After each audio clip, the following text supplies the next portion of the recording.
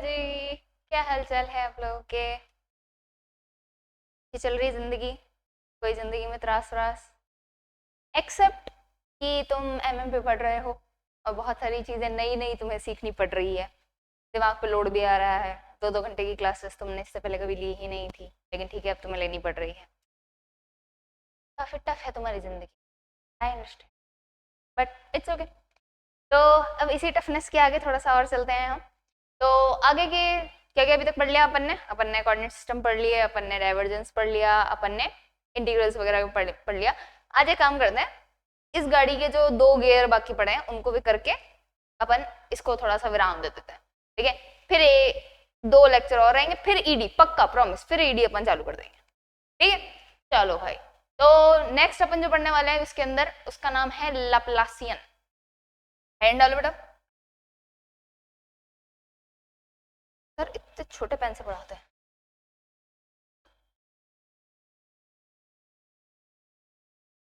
Laplacian, Hindi वाली books के अंदर भी लैप्लासियन ही लिखा हुआ है। अब लैप्लासियन क्या बला है भैया?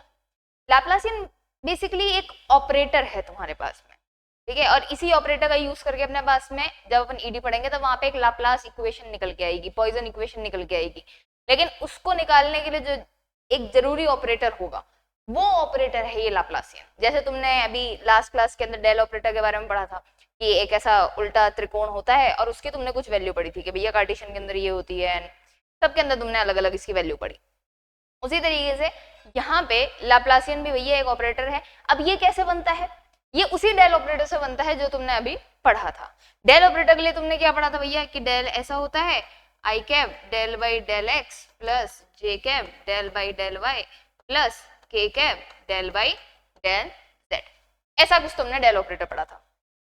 अब अगर इसी डेल ऑपरेटर का मैं क्या करूं, इसी के साथ में डॉट प्रोडक्ट कर दूं, क्या करूं, इसी के साथ में डॉट प्रोडक्ट कर दूं, तो डॉट प्रोडक्ट करने से क्या होगा, सेम ऐसा ही एक ब्रैकेट और आएगा तुम्हारे पास में, ठीक है? उसके अंदर आई कैप से मल्टीप्लाई होगा, यानी कि ये पार्ट ही क्या होगा, डबल बार आएगा, यानी कि डेल बाई डेल एक्स, और क्या होगा del by del x plus del upon del Y, और क्या होगा दूसरे वाले का डेल अपॉन डेल वाई। उसी तरीके से डेल बाई डेल जेड और दूसरे वाले का डेल बाई डेल जेड हो जाएगा।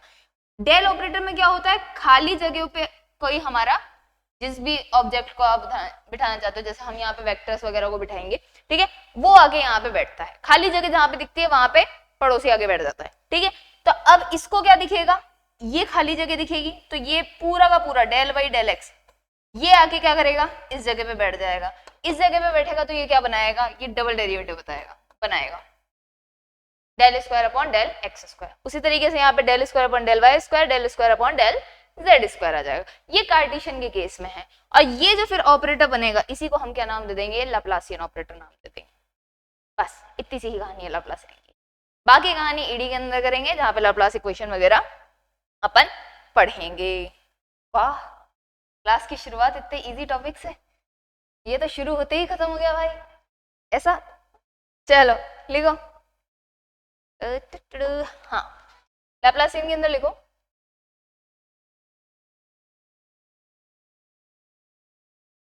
the dot product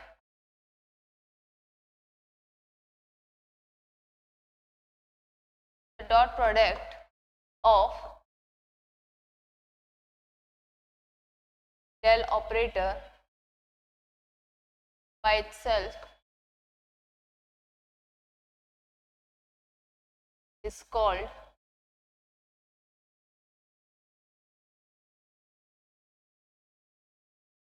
Laplacian operator.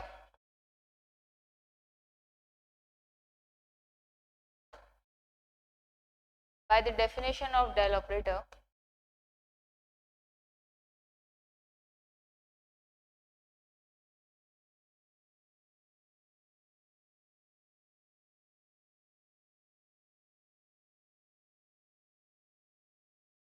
we know that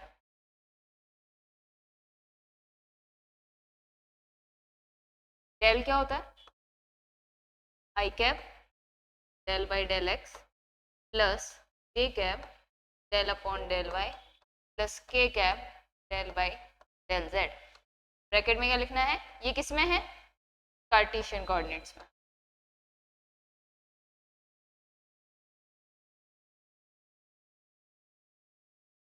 in Cartesian coordinate. तो it's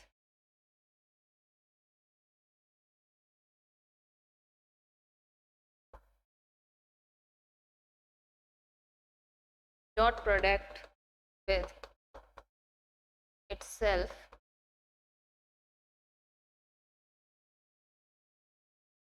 will be given as, कैसे दिया जाएगा, डेल डॉट, डेल डॉट का मतलब स्केलर प्रोडक्ट, यहाँ पे डेल की जगह रखो I by del x plus J cap del upon del Y plus के cap del upon del Z, और क्या करना है इसका इसी के साथ में I cap del by del x plus J cap del upon del Y plus के cap del upon del Z, यही होगा।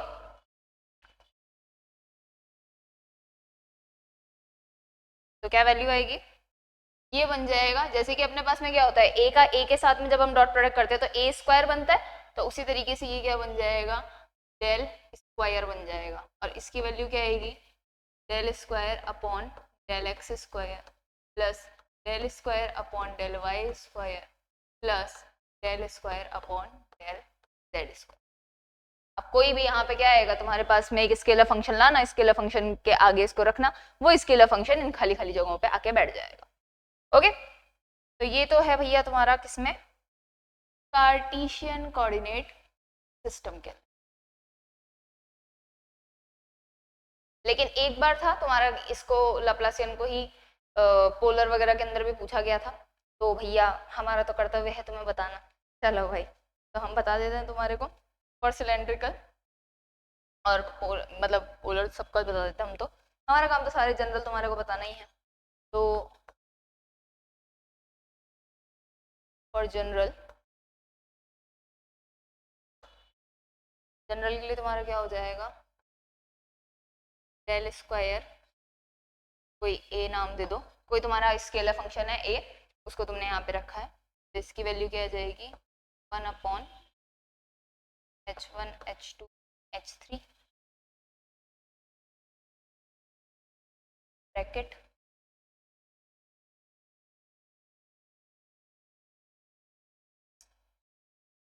Del upon del u1 h2 h3 on h1 del upon del u1 a plus del upon del u2 1 h3 on h del upon del u2 a plus del upon del h1 h2 upon h del upon del u, ये तुम्हारे पास में की value आ गई है।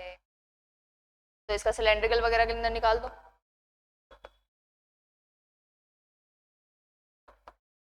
Cylindrical के लिए value क्या होती है, h1 is equal to 1, h2 is equal to rho, h3 is equal to 1, u1 is equal to rho, u2 is equal to 5, u3 is equal to z।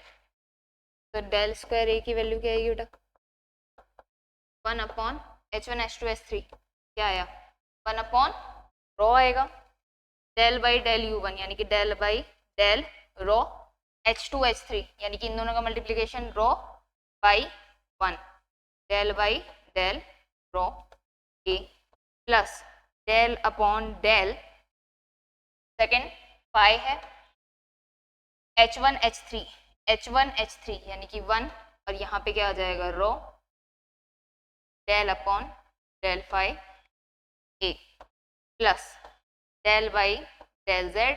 Third की बात करेंगे तो h1 और h2 का multiply यानी कि rho by 1 del by del z, ये तुम्हारा ए आके यहाँ पे मल्टीप्लाई हो जाएगा।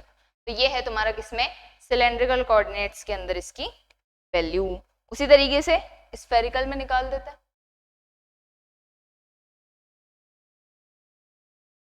स्फेरिकल के अंदर h1 is equal to r1, h2 is equal to r, h3 is equal to r sine of theta, u1 is equal to r, u2 is equal to theta, u3 is equal to y।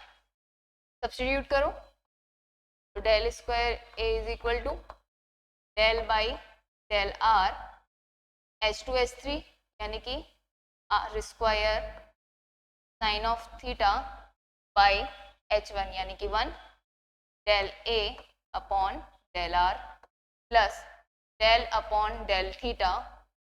Second के लिए बाकी दो का multiply r sine of theta upon r del a upon del theta plus del upon del phi. Third वाले के लिए इन दोनों का मल्टीप्लिकेशन यानी कि r upon r sine of theta del a by del phi. ये तुम्हारे पास में वैल्यू इसकी निकल के आएगी। यहाँ पे r से r कैंसिल आउट हो जाएगा, यहाँ r से r कैंसिल आउट हो जाएगा, तो यहाँ ऊपर साइन थीटा बचेगा, यहाँ पे नीचे की साइड में साइन थीटा बचेगा।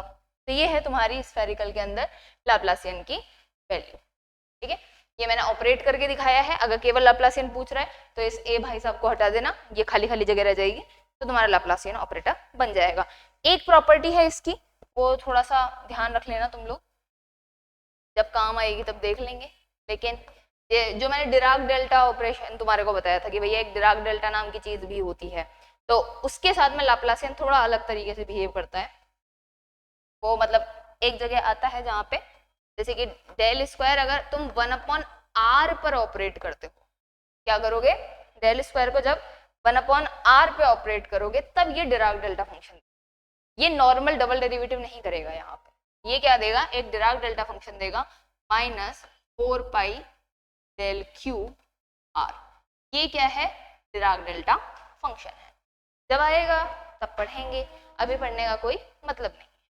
ओके, तो ये तुम्हारा डिराक डेल्टा फंक्शन हो गया है। ये एक प्रॉपर्टी तुम ध्यान में रख लेना थोड़ी सी, जब काम आएगी तब देख लेंगे। तो ये तुम्हारा लाप्लासियन खत्म हो गया। क्या बात है, बड़ी जल्दी खत्म हुआ। हिंदी वाले बेटा लिखो लाप्लासियन डेल संकारक का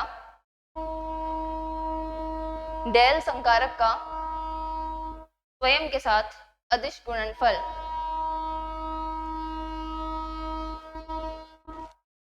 डेल संकारक का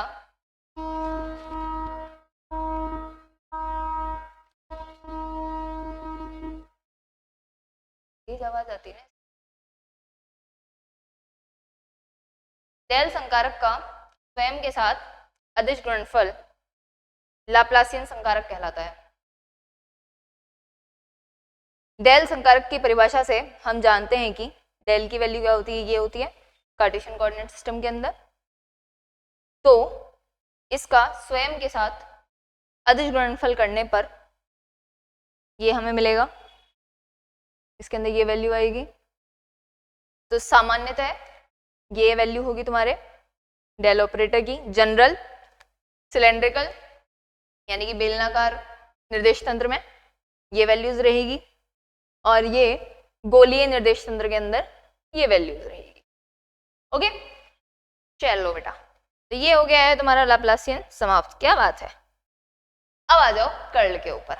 बस आज 2 ही टॉपिक पढ़ेंगे, इससे ज्यादा नहीं पढ़ेंगे। अब हम कर्ल पढ़ लेंगे, कर्ल पढ़ने के बाद में तुम्हारा चले जाना, फिर अपन कल क्वेश्चन कर लेंगे। तो ऐसे क्या कर चलेंगे, अपन सीक्वेंस से चलते जाएंगे। चलो भाई, कर्ल का मतलब क्या है, लड़कियों को तो पता होगा कर्ल। हाँ, जो तुम बालों के अंदर करते हो वही। हाँ, जो मेरे बालों के अंदर भी अभी लग रहा है, ये थोड़ा सा ऐसा घुमाव है। ठीक है, हालांकि मैंने करे नहीं है कर्ल, लेकिन ठीक है, मेरे बालों के अंदर लग रहा है ऑफ कोर्स कि ये इस तरीके से घुमाव आ रहा है इनके अंदर। तो कर्ल का मतलब वही है बेटा, जो जनरल हम बोलते हैं कि कर्ल करना यानी कि एक घुमाव होना वहां पे। तो ये बेसिकली तुम्हारे पास में जो भी फील्ड है तुम्हारा, जो भी तुम्हारा वेक्टर फील्ड है, उसके घुमाव को बताने का काम करता है। जैसे कि इसको एक जनरल एग्जांपल से मैं तुम्हारे को बताऊं, एक टब ले लो तुम, ठीक है, टब के अंदर पानी भरा हुआ है तुम्हारा, मस्त, कोई दिक्कत नहीं है। उसके एक काम करना, नीचे छेद कर देना, ठीक है, नीचे छेद करोगे, जमीन पे रखने की बात नहीं कर रही हूँ मैं, उसको थोड़ा सा ऐसा हाइट पे रखना, नीचे छेद करना, तुम क्या देखोगे, पानी नीचे जा रहा है कि नहीं जा रहा है? तो यानी कि वो तुम्हारे वाटर का फ्लो है वहां पे, बिल्कुल फ्लो है। लेकिन अगर तुम ऊपर उसकी सतह को देखोगे ध्यान से, तो तुम्हारे को ऐसा कुछ घुमाव घुमाव घुमाव सा देखने को मिलेगा। वो क्या है? वो उस फ्लो के कारण क्रिएट हो रहा है। उस टब के अंदर ऊपर की सतह के ऊपर वो जो एक रोटेशन इफेक्ट जो तुम्हारे को देखने को मिल रहा है, वो किसके कारण देखने को मिल रहा है? वो तुम्हारे को देखने को मिल रहा है उस वाटर के उस छेद से निकलने के कारण दिखने को मिल रहा है। तो यानी कि तुम्हारा जो वेक्टर फील्ड है वो क्या कर सकता है, एक रोटेशन इफेक्ट जनरेट कर सकता है। और तुमने वो घुमाव अगर ध्यान से देखा हो तो वो उस एक पॉइंट जिस छेद से पानी निकल रहा होता है ना, उसी के अबाउट जनरेट होता है। तो यानी कि किसी पॉइंट के अबाउट एक फील्ड के कारण रोटेशन इफेक्ट जनरेट हो सकता है। और जो फील्ड ऐसा पॉसिबल कर सकती है, जो ऐसा रोटेशन इफेक्ट जनरेट कर सकती है, उसको हम क्या बोलते हैं? रोटेशनल फील्ड बोलते हैं। और जो ऐसा नहीं करती उसको हम क्या बोल देते हैं? इरोटेशनल फील्ड कह देते हैं। तो कोई जनरेट करेगी या नहीं करेगी उसको बताने का काम ही कौन करता है? ये कर्ल करता है कि भैया हमारा रोटेशन इफेक्ट जनरेट होगा, हमारा फील्ड रोटेशनल है, इरोटेशनल है। ये कौन बताएगा? ये हमारा कर्ल बताने का काम करेगा। और जनरली जो फील्ड्स हमारी क्या है, इरोटेशनल होती हैं, यानी कि रोटेशनल इफेक्ट जनरेट नहीं करते हैं, उन्हीं को हम क्या बोलते हैं? कंजर्वेटिव फील्ड बोलते हैं, या फिर संरक्षी फील्ड, संरक्षी क्षेत्र कहते हैं। जो क्षेत्र तुमने लास्ट सेमेस्टर के अंदर पढ़ा था, कंजर्वेटिव और नॉन कंजर्वेटिव। कंजर्वेटिव के बारे में तुमने बहुत सारी बातें पढ़ी थी कि भैया इनके अंदर जो फोर्स होता है वो तुम्हारा जो वर्क डन होता है वो पाथ पे डिपेंड नहीं करता। और मैंने वहां पे तुम्हारे को बोला था कि जब मैं कर्ल की बात करूंगी तब तुम्हारे को वो डेरिवेशन करवा दूंगी कि भैया कैसे इसका कर्ल 0 आ रहा है, वो मैं तुम्हारे को बताऊंगी। तो आज वो दिन आ गया है, तुम्हारे सब्र का फल मीठा हो चुका है। आज तुम्हारे को वो चीज भी मैं प्रूफ करके यहाँ पे दिखाऊंगी। हालांकि नोट्स के अंदर लिखा हुआ है वो कि किस तरीके से उसका कर्ल 0 आता है, लेकिन वो आज मैं करवाऊंगी तुम्हारे को कि कंजर्वेटिव फोर्स के लिए कर्ल 0 आता है। ओके, तो कर्ल का बेसिक मीनिंग तुम्हें समझ में आ गया है कि ये क्या करता है? रोटेशन इफेक्ट को बताने का काम करता है। किसी भी एक पॉइंट के अबाउट किसी फील्ड के कारण कितना रोटेशन इफेक्ट जनरेट हो रहा है या फिर हो रहा है कि नहीं हो रहा है, उसको बताने का काम कौन करता है? बेटा कर्ल करता है। तो चलो भैया इसको थोड़ा सा लिख लेते हैं। इसका हेडिंग डालो, कर्ल। हेडिंग डालिए कर्ल। तो फिजिकल मीनिंग हमारे को क्या समझ में आया इसका?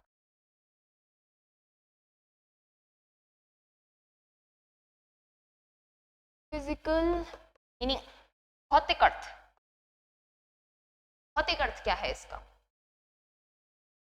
It measures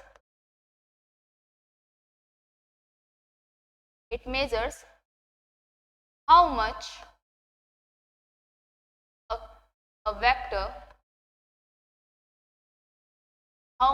a vector field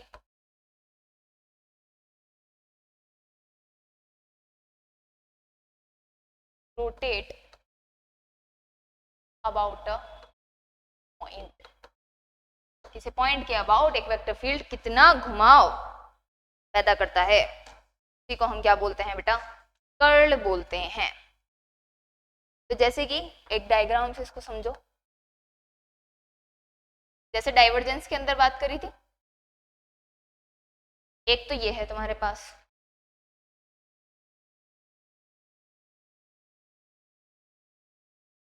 एक फील्ड ये है तुम्हारे पास, और एक फील्ड ये है। ठीक है, ऐसे कुछ जनरेट हुई है फील्ड। अब ये फील्ड लाइंस तुम्हारे को कुछ ऐसे देखने को मिल रही है। तो इसके अंदर क्या है? इसके अंदर डायरेक्शन सबकी सेम है, बिल्कुल सेम है, लेकिन यहाँ पे मैग्नीट्यूड देखो क्या हो रहा है। जैसे जैसे आप नीचे आते जा रहे हो इसका मैग्नीट्यूड क्या होता जा रहा है बेटा? बढ़ता जा रहा है। इसके अंदर क्या है? डायरेक्शन भी सेम है और मैग्नीट्यूड भी सेम है।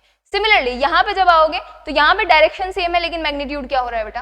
कम होता जा रहा है। तो इसको एक तरीके से ऐसे समझो कि मैंने यहाँ पे इसके आगे यहाँ पे कोई पेन रखा है, ठीक है, सेम डायरेक्शन में सब फोर्स लगा रहे हैं, तो ये पेन कैसे जाएगा? ऐसे ऐसे चला जाएगा क्या? सब बराबर बराबर फोर्स लगा रहे हैं, तो इसको अगर धक्का मारेंगे तो धक्का मारने पे क्या होगा? ये पेन ऐसे ऐसे सीधे सीधे खिसकेगा क्या? बिल्कुल खिसकेगा। अब वहीं पे ऐसे हो, ये यहाँ पे है, इसने क्या किया, ऊपर वाला ज्यादा फोर्स लगाएगा क्योंकि लेंथ क्या है, ज्यादा है, तो इसका मतलब क्या है, इसका मैग्नीट्यूड ज्यादा है। यहाँ पे मैग्नीट्यूड कम है, यहाँ मैग्नीट्यूड कम है, यहाँ पे और भी कम है। तो यानी कि लगा तो सारे फोर्स एक ही डायरेक्शन में रहे, लेकिन इसका फोर्स ज्यादा होने के कारण क्या होगा, ये ऐसा कुछ घूमने से नहीं लग जाएगा क्या, क्योंकि ऊपर वाला इसको ज्यादा धक्का देगा, तो ये धक्का देने के कारण ये ऐसे चला जाएगा। तो यहाँ पे जो रोटेशन पैदा होगा वो कैसा होगा, क्लॉकवाइज डायरेक्शन में। सिमिलरली इसको अगर तुम यहाँ रखो, ठीक है, तो यहाँ पे क्या होगा, नीचे वाला जनरल जनरल तुमने ऐसे रखा, लेकिन इसने क्या किया, ज्यादा जोर से दम लगाया, बराबर लगता तब तो ये ऐसे ऐसे चला जाता, लेकिन इसने जोर से लगाया तो ये देखो किधर की साइड घूमा, एंटी क्लॉकवाइज घूमा। तो यानी कि यहाँ पे रोटेशन कैसा होगा, एंटी क्लॉकवाइज होगा। तो यानी कि इन दोनों केसेस के अंदर कर्ल नॉन जीरो है और इस केस के अंदर क्या हो जाएगा, कर्ल जीरो हो जाएगा। तो यहाँ पे तो मैग्नीट्यूड से एक डायग्राम वाइज तुम्हारे को फिजिकली समझाने की कोशिश की गई कि किस तरीके से कर्ल जनरेट होता है। तो यहाँ पे वैल्यू क्या हो जाएगी, curl is equal to zero, यहाँ पे क्या हो जाएगा, curl not equal to zero, और कैसा होगा, anticlockwise rotation, anticlockwise, और ये क्या हो जाएगा, क्लॉकवाइज, क्या हो जाएगा, क्लॉकवाइज। तो ये था इसका फिजिकल मीनिंग। अब इसके थोड़े से ज्योमेट्रिकल मीनिंग की तरफ चलते हैं। क्या करते हैं,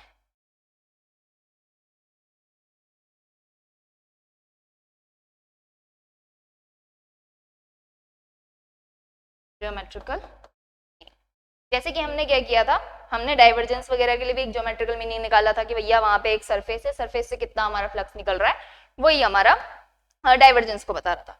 तो उसी तरीके से यहाँ पे जब हम कर्ल की बात कर रहे हैं, तो कर्ल बेसिकली एक रेशो है। किसका रेशो है, ये एक लाइन इंटीग्रल का और उस एरिया का है जिस पाथ के अबाउट तुम लाइन इंटीग्रल ले रहे हो।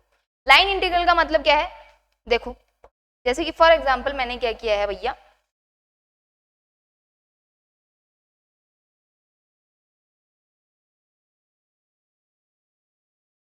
जैसे कि मान लो ये एक मैंने फ्रेम ले लिया है, ठीक है, ये एक फ्रेम लिया है मैंने, बीच में कुछ भरा हुआ नहीं है, यहाँ पे एक फ्रेम लिया है मैंने अभी, ठीक है। तो यहाँ पे इसकी क्या है, चार साइड्स है। क्या ये फ्रेम बंद है, बिल्कुल बंद है, तो क्या मैं इसे क्लोज लूप कह दूं, बिल्कुल कह दूं, ओपन लूप नहीं है ना, ये क्लोज लूप है।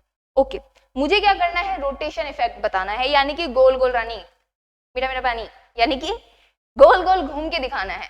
तो यानी कि इस पाथ के अबाउट अगर मैं लाइन इंटीग्रल ले लूं, तो वही क्या बताएगा, मेरे वर्क को बताएगा। लाइन इंटीग्रल किसको बताता है, वर्क को बताएगा, ठीक है, क्योंकि रोटेशन अगर आप करवा रहे हो तो आपको वर्क डन चाहिए ना, बिल्कुल चाहिए।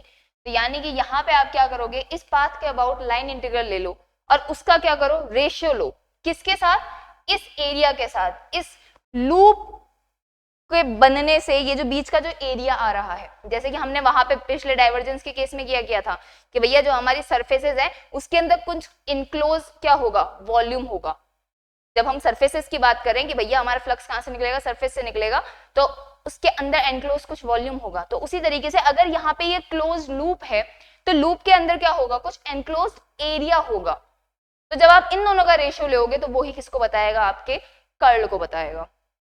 और इसकी जो डायरेक्शन आएगी वो हमेशा इसके परपेंडिकुलर होगी, कि जैसे कि अगर मान लीजिए आप इस डायरेक्शन में ऐसे रोटेट कर रहे हैं, आप इस तरीके से मूव कर रहे हैं, आपने ऐसे लाइन इंटीग्रल लिया है, तो डायरेक्शन कहाँ आएगी, रोटेशन आपका इस तरीके से बता रहे हो आप, तो ये बाहर की तरफ, तो ये परपेंडिकुलर टू द प्लेन आपकी किसकी डायरेक्शन होगी, कर्ल की डायरेक्शन होगी। और कर्ल का मतलब क्या है, मैक्सिमम रोटेशन। तो मैक्सिमम रोटेशन आपका नॉर्मल डायरेक्शन के अंदर ही होगा। जिस तरीके से ग्रेडियंट का जो हमने बात करी थी कि भैया उसके अंदर भी मैक्सिमम चेंज कहाँ आता है, नॉर्मल टू आता है, जिस भी आप सरफेस की बात कर रहे हैं उसके नॉर्मल आएगा, राइट। तो उसी तरीके से यहाँ पे कर्ल की डायरेक्शन भी कहाँ होगी, नॉर्मल आएगी। बात समझ में आई, तो इसको लिखो, द मैग्नीट्यूड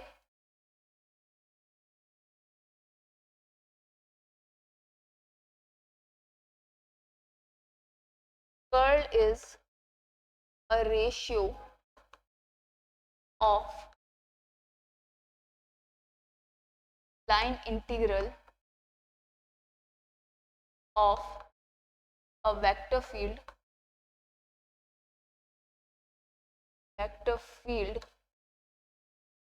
to the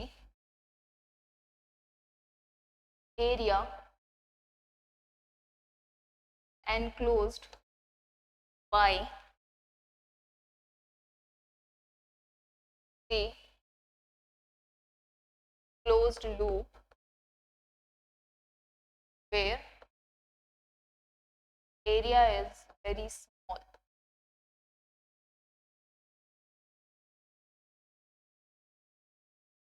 यानी कि अगर मुझे कर्ल निकालना है, कर्ल ऑफ ए, तो वो क्या होगा, लिमिट DA टेंड्स टू 0. क्या बोला मैंने, एरिया बहुत स्मॉल है, DA टेंड्स टू 0. रेशियो किसका है, DA और लाइन इंटीग्रल का, तो A डॉट DL और ये क्या हो गया है DA. तो ये क्या है बेटा, कर्ल ऑफ A है, या फिर इसे आप बोल सकते हो कि केवल ये क्या है, मैग्नीट्यूड है. कर्ल क्या है, ये कर्ल का सिर्फ और सिर्फ मैग्नीट्यूड है. अगर इसकी डायरेक्शन की अगर हम बात करें, या फिर थोड़ा सा और लिख लो, वेयर A डॉट DL, ये क्या है, line integral of A about a closed loop, about a closed loop. Direction की भी बात कर लेते हैं. Its direction is always perpendicular to the area enclosed by the loop. जो एरिया वो लूप कवर करेगा उसके क्या रहेगा, हमेशा परपेंडिकुलर ही मिलेगा. It shows the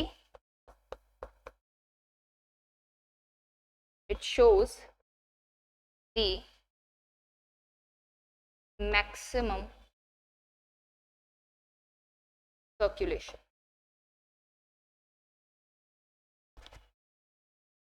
तो जनरली तुम्हारे पास में अगर ये तो क्या है, मैग्नीट्यूड है, लेकिन अगर मैं कर्ल ऑफ ए लिखूं, कर्ल ऑफ ए यानी कि एक वेक्टर क्वांटिटी तुम्हारे पास में निकल के आ रही है, तो अब इसके अंदर अगर मैं एक डायरेक्शन भी जोड़ दूं तो ये क्या हो जाएगा, मैग्नीट्यूड डॉट एन कैप, तो ये क्या हो जाएगा, curl of A. Total curl की अगर हम बात करेंगे तो उसका मैग्नीट्यूड और डायरेक्शन, तो ये क्या हो जाएगा, limit DA tends to 0 1 upon DA A dot DL.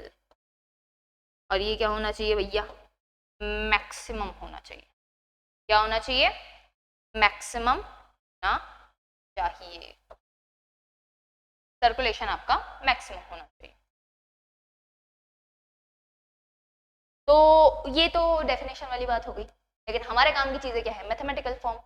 भैया आपने बोल तो दिया कि ठीक है, आपने इस बात के अबाउट आपने रोटेशन के इफेक्ट की बात करी, आपने वर्क डन से आपने इसको ले लिया, भैया आपने लाइन इंटीग्रल कर दिया, सब कुछ ठीक है, बात ठीक है, लेकिन हमारे काम की चीज बताओ ना. गणित थोड़ी पढ़ रहे हैं जो हम लिमिट लगाते बैठेंगे. आप तो हमारे हिसाब से बताओ, हमारे कोऑर्डिनेट सिस्टम के अंदर बताओ इसकी वैल्यू. तो हम क्या करेंगे, अब इसका मैथमेटिकल फॉर्म निकालेंगे. क्या निकालेंगे,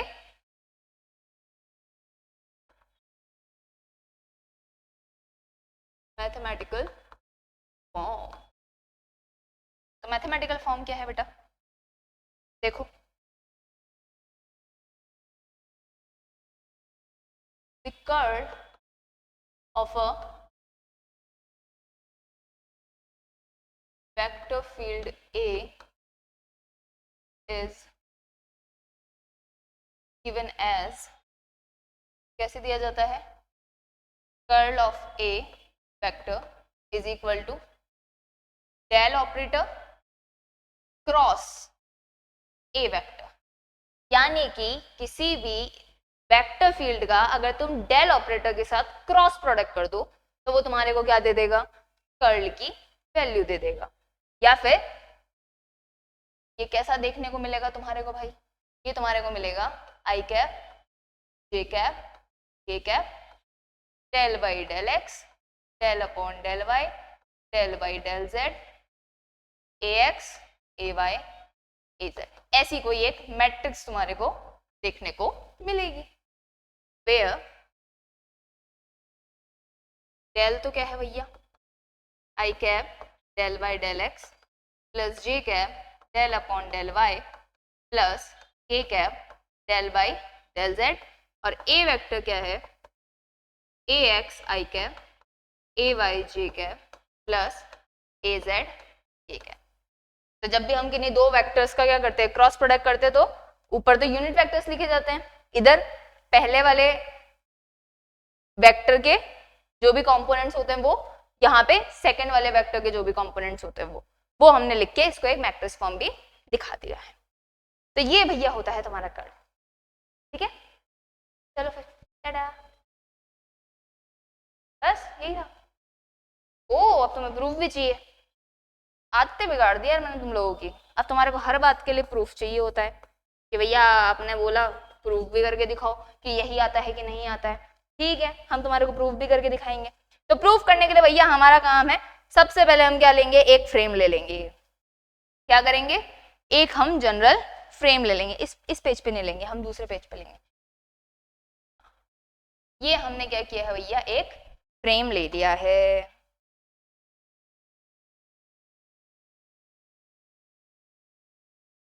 ये और ये, ठीक है। ये हम इसको किस में ले रहे हैं, हम इसको एक्स वाई प्लेन में ले रहे हैं।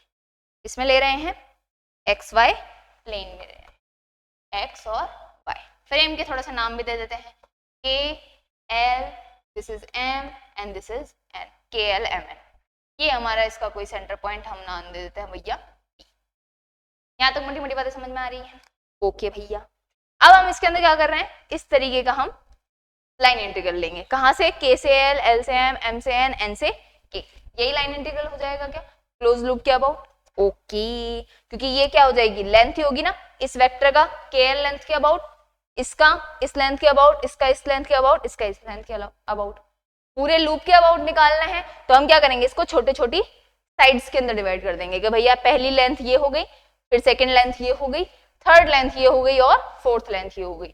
तो यानी कि हमारा टोटल ए डॉट डीएल किसके बराबर होना चाहिए, इंडिविजुअल इनसाइड्स के ए डॉट डीएल के बराबर होना चाहिए। यहां तक बात सही है, तो भैया हम यही करेंगे। चलो देखो इसमें, let us consider a closed loop, let us consider a closed loop KLMN in xy plane with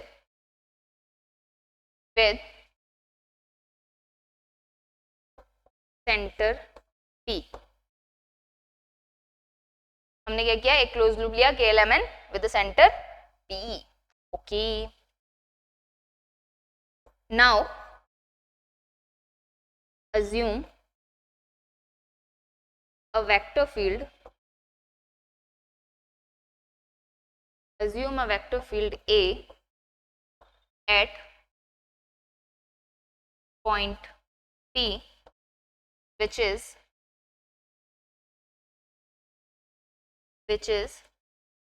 given as A equal to ax I cap plus ay j cap plus az k cap। यहां तक भी सही है। where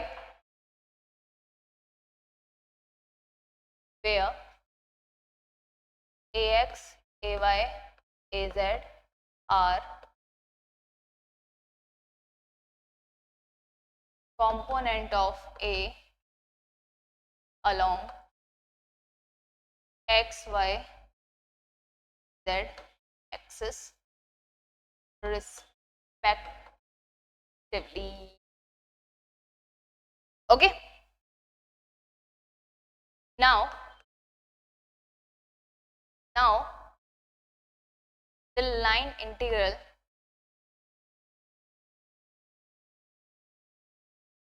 of this field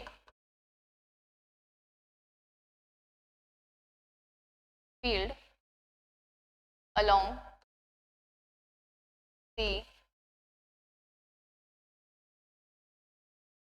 closed loop will be equal to the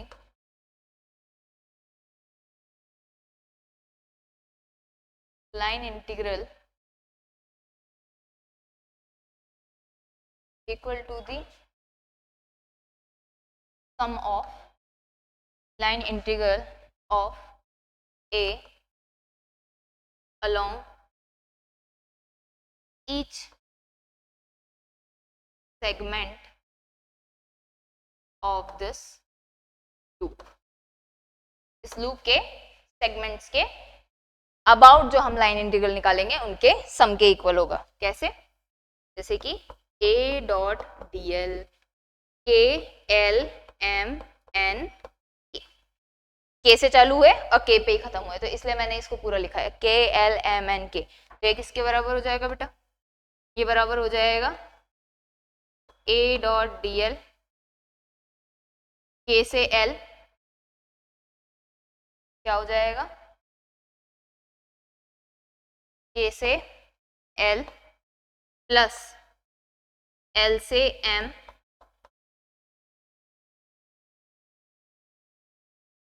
m से n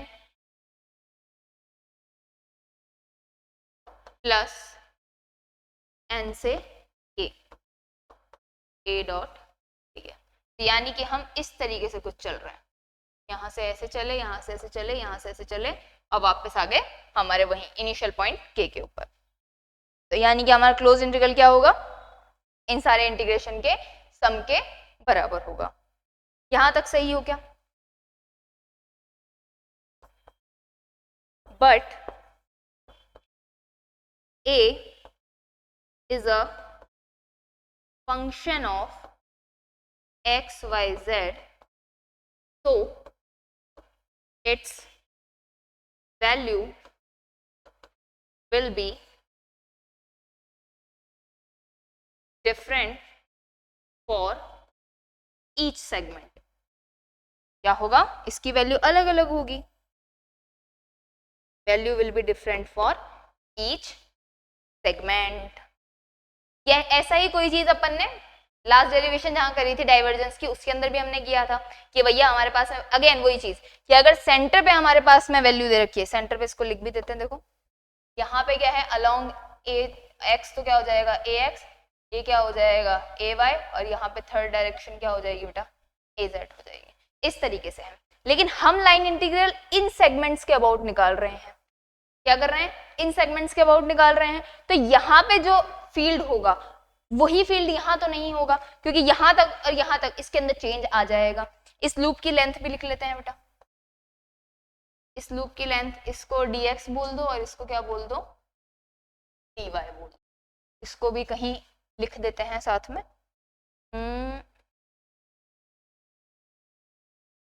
centre this, centre P, its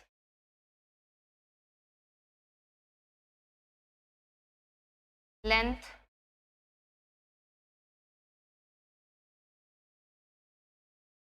and width are given as dx and dy. ये यहाँ पे अपन ने मेंशन कर दिया. जो चीज वहां पे अपन ने लिखी है भैया उसको हमें थ्योरी में भी तो मेंशन करना पड़ता है. थ्योरी एक्चुअली में क्या है, जो काम हम कर रहे हैं उसी को सारा हम यहाँ पे चेप देते हैं, उसके अलावा तो कोई हम एक्स्ट्रा करते नहीं है, ताकि जो भी एग्जामिनर है उसको पता लगे कि ओके ओके तुमने ये चीजें करी थी. ठीक है, तो अब देखो ये पूरी डिस्टेंस क्या है बेटा dx है, तो ये वाली डिस्टेंस कितनी हो जाएगी dx/2. सेम क्या होगा, ये हमारे पास में ये वाली क्या हो जाएगी dy/2 हो जाएगी, और ये वाली क्या हो जाएगी बेटा dx/2 हो जाएगी. तो यानी कि अगर मैं k से l तक इंटीग्रेशन करने के लिए जाऊं तो मुझे कहाँ आना पड़ेगा, dy/2 डिस्टेंस नीचे आना पड़ेगा. ठीक है, और मेरे को जाना कहाँ से है, k से l तक जाना है. कौन सी डायरेक्शन में जाना है, x की डायरेक्शन में जाना है. तो कौन सा कंपोनेंट चेंज होगा, ax चेंज होगा, लेकिन कैसे चेंज होगा, y के रिस्पेक्ट में चेंज होगा.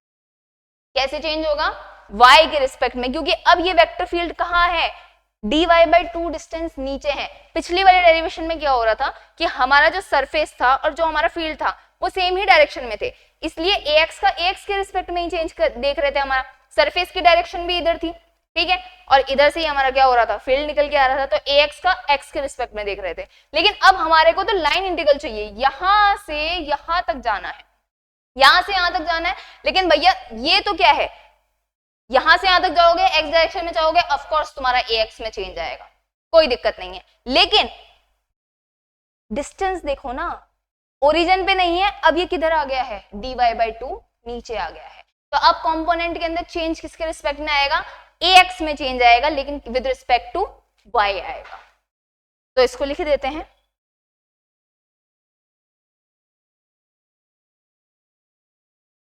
The line integral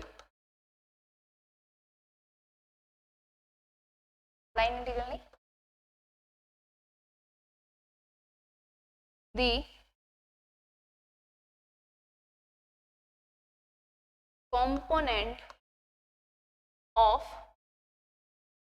the component of A along KL will be given as, किस तरीके से दिया जाएगा तुम्हारे पास में, देखो ये दिया जाएगा, या फिर पूरा ही लिखवाऊं क्या तुम्हारे को, चलो पूरा ही लिखवा देते हैं वरना बाद में तुम भूल जाओगे, पूरा ही लिखवा देते हैं। देखो पर पाथ KL, कौन से पाथ की बात हो रही है बेटा, यहां से यहां तक, K से L की बात हो रही है। पर path KL component of vector field क्या होगा,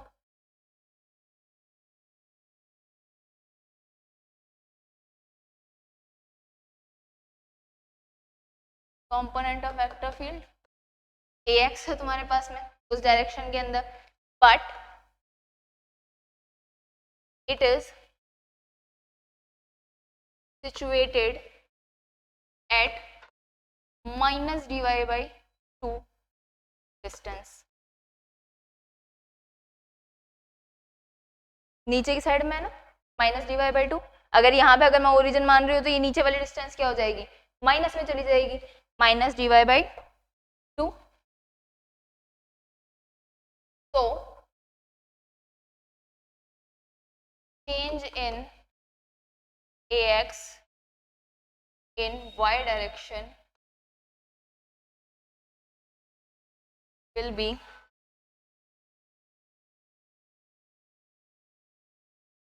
given as dAx, या फिर डेल बोल दो, del ax upon del y। तो अगर मैं कंपोनेंट की बात करूं, हेंस जैसे पिछली बार हमने क्या किया था, टायलर सीरीज एक्सपेंशन यूज किया था, सेम वैसा ही टायलर सीरीज एक्सपेंशन यूज करेंगे यहाँ पे। Hence using Tyler series expansion, the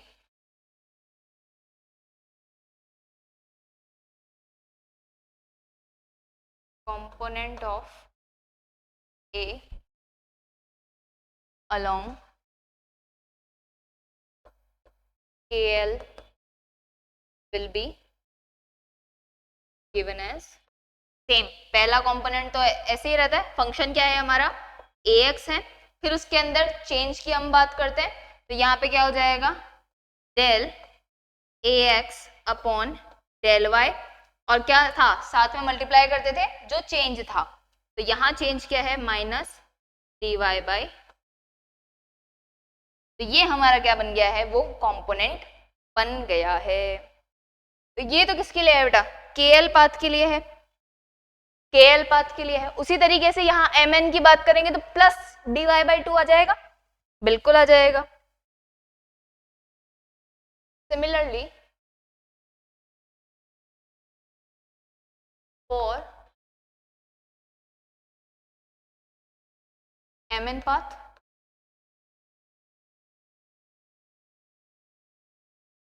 A x plus del A x upon del Y, और डिस्टेंस क्या हो जाएगी, प्लस डायरेक्शन हो जाएगी, प्लस डी वाई बाई 2 हो जाएगी।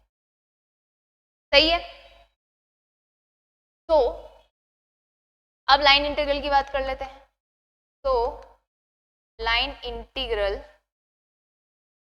अलोंग के एल एंड कौन सा m n will be given as, देखो a dot d l, k l की तरफ चलते हैं। के से एल के लिए हमने निकाल लिया कंपोनेंट ए, क्या है, A x plus del A x upon del Y, distance minus D Y by 2। सही है। और यहाँ पे क्या है, डॉट है, सही, डॉट डीएल है। डीएल का मतलब क्या है, आपके लेंथ एलिमेंट की डायरेक्शन क्या है, क्या है, आपके लेंथ एलिमेंट की डायरेक्शन। तो मेरे लेंथ एलिमेंट की डायरेक्शन क्या है, पॉजिटिव आई कैब है। सही बात। तो यानी कि यहाँ पे भी क्या होगा, ये मेरा कंपोनेंट आ जाएगा आई कैब, और उसका मैं डॉट प्रोडक्ट कर दूं डीएल आई कैब, यही चीज है। तो ये क्या आ जाएगा, A x plus del A x upon del Y minus D Y by 2, और डीएल का मतलब क्या है, हमारा मैग्नीट्यूड। तो मैग्नीट्यूड इस डायरेक्शन के अंदर क्या आएगा, एक्स डायरेक्शन में dx आएगा, क्या x के अंदर dx, y के अंदर dy, एलिमेंट की वैल्यू है, इंटीग्रेशन करते हैं तो पूरी वैल्यू निकल के आती है, तो ये dx आ जाएगा। उसी तरीके से दूसरा क्या था, mn की बात करूं, वो क्या आ जाएगा, ax plus del A x upon del Y D Y by 2, but इसके लिए तो आई कैब है, लेकिन मेरे को चलना किधर है, मेरा डीएल एलिमेंट किधर की तरफ आएगा, इधर की तरफ। ऐसे चल रहे हैं ना हम, तो मेरा लेंथ एलिमेंट किधर आएगा, रास्ते में। ऐसे अगर मेरा लेंथ एलिमेंट है तो उसकी डायरेक्शन क्या आएगी, माइनस आई कैब आएगी। तो यहाँ पे क्या आएगा, एक रिजल्टेंट यहाँ पे माइनस साइन लगा के, और ये dx और आ जाएगा। सिंपल। सिमिलरली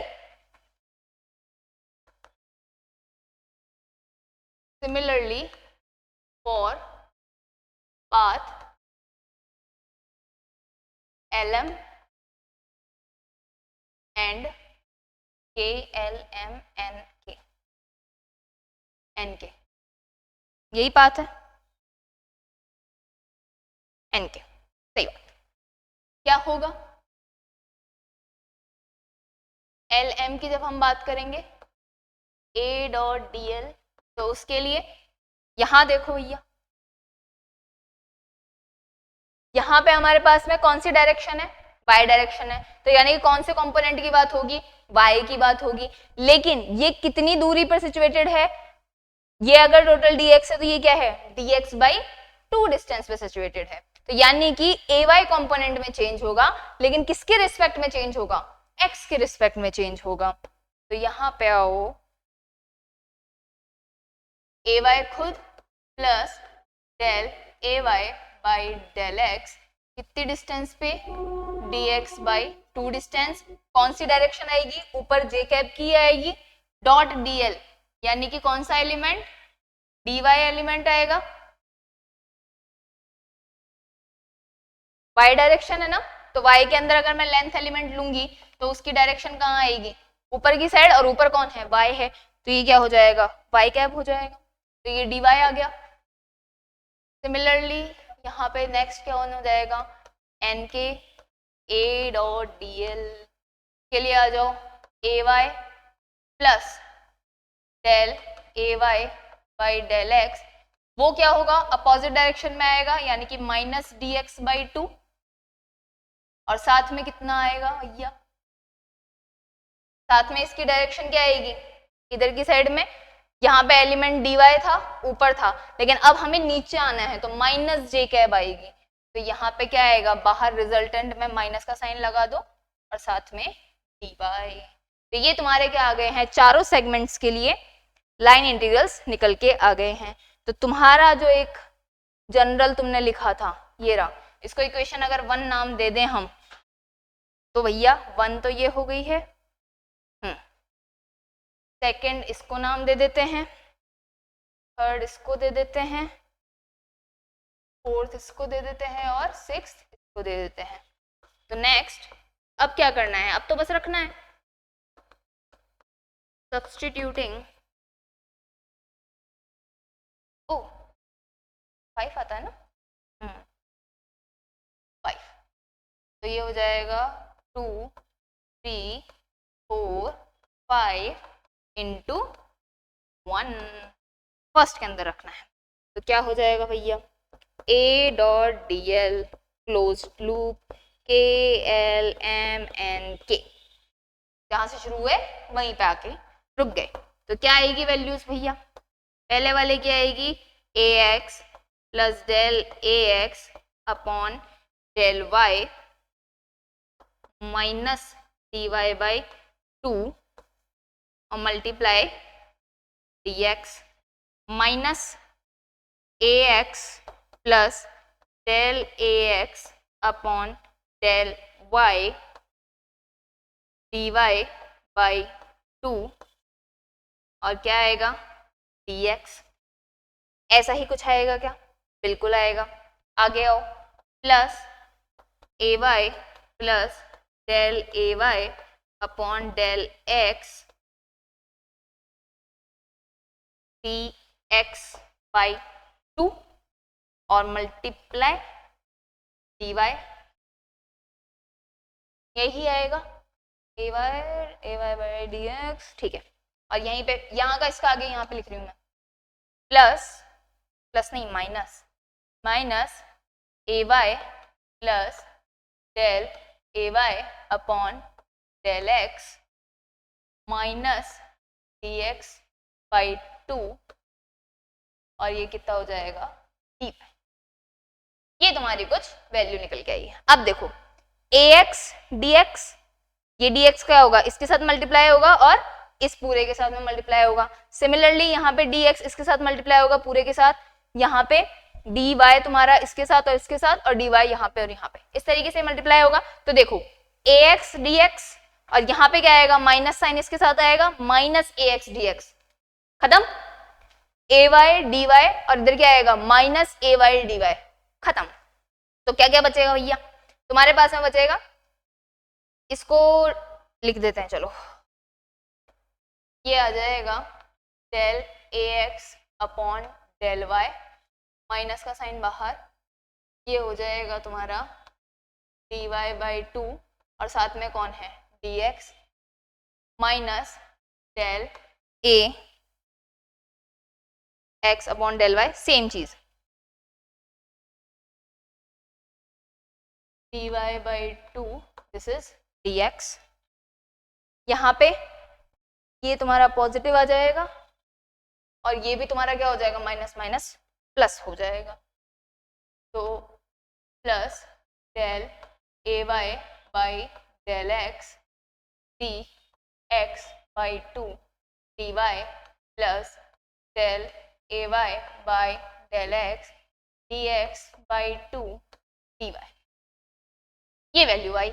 अब देखो ये हाफ कितना हो जाएगा, फुल हो जाएगा, ओके। तो ये बन जाएगा डेल ए x upon del Y d x d y, ये भी हाफ क्या हो जाएगा, फुल बन जाएगा, A y by del x d x d y common निकाल लो, क्या बचेगा, del A y by del x minus del A x upon del Y, और क्या आया बाहर, dx dy।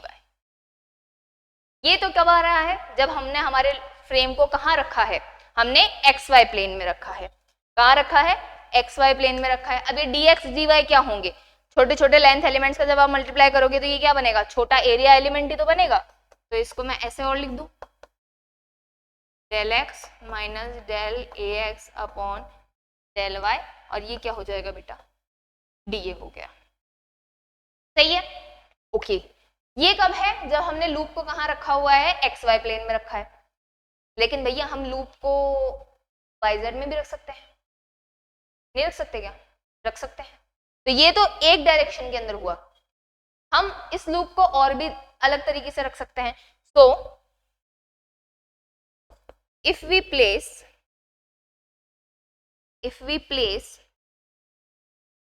The frame in yz and zx plane, then we'll get the curl value as, ये कब है, जब x और y के अंदर रख रहे हैं। तो देखो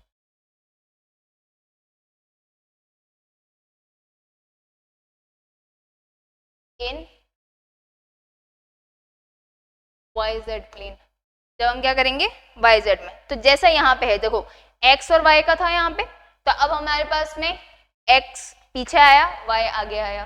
तो सिमिलरली जब हम किसकी बात कर रहे हैं, yz की, तो ये क्या हो जाएगा, del a z upon del y minus del a y by del z, और इनके थ्रू जो एरिया एलिमेंट बनेगा वो dy dz in zx plane del ax upon del z minus del az upon del x, और क्या आएगा dz dx। तो ये भी तुम्हारे पास में क्या हो जाएगा, वहां का एरिया एलिमेंट ही आएगा सिमिलर। तो इसको भी क्या लिख सकते हो, dA ही लिख दो, कोई दिक्कत नहीं है।